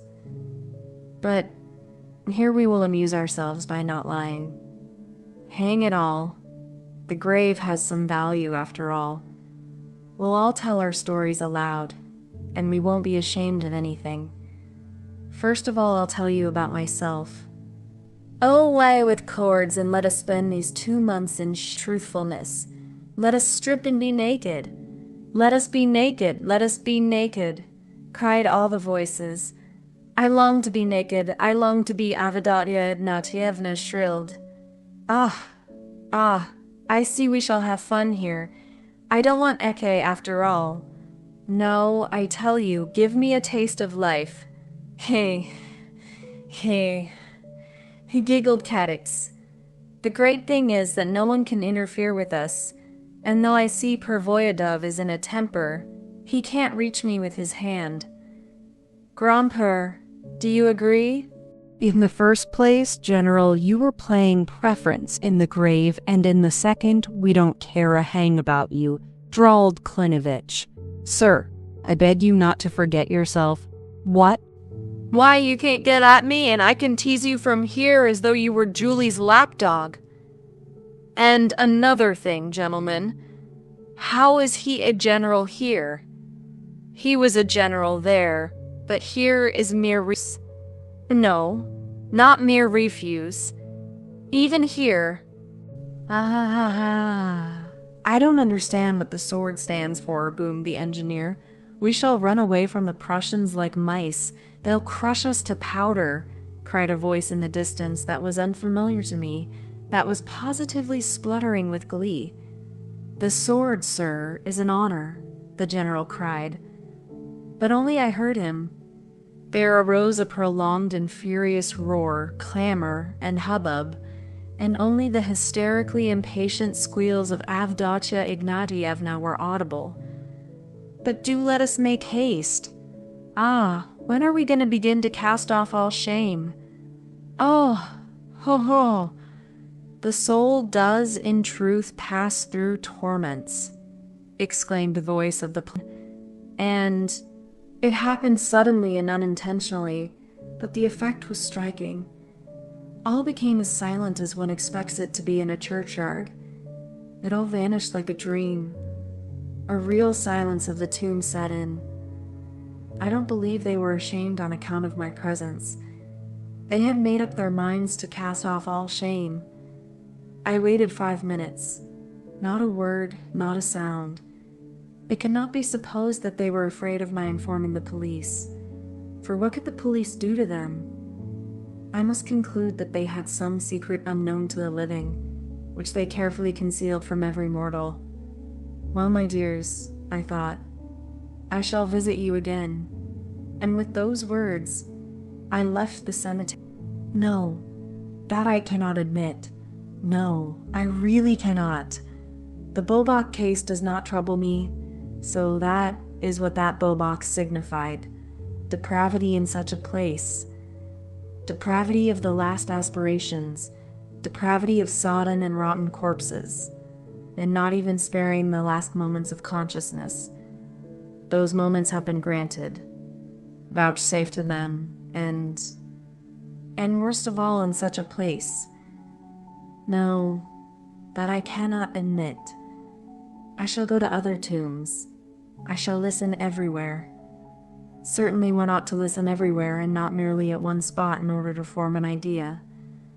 Perhaps one may come across something reassuring, but I shall certainly go back to those. They promise their biographies notes of all sources. But I shall go. I shall certainly go. It is a question of conscience. I shall take it to the Citizen. The editor there has had his portrait exhibited too. Maybe he will print it.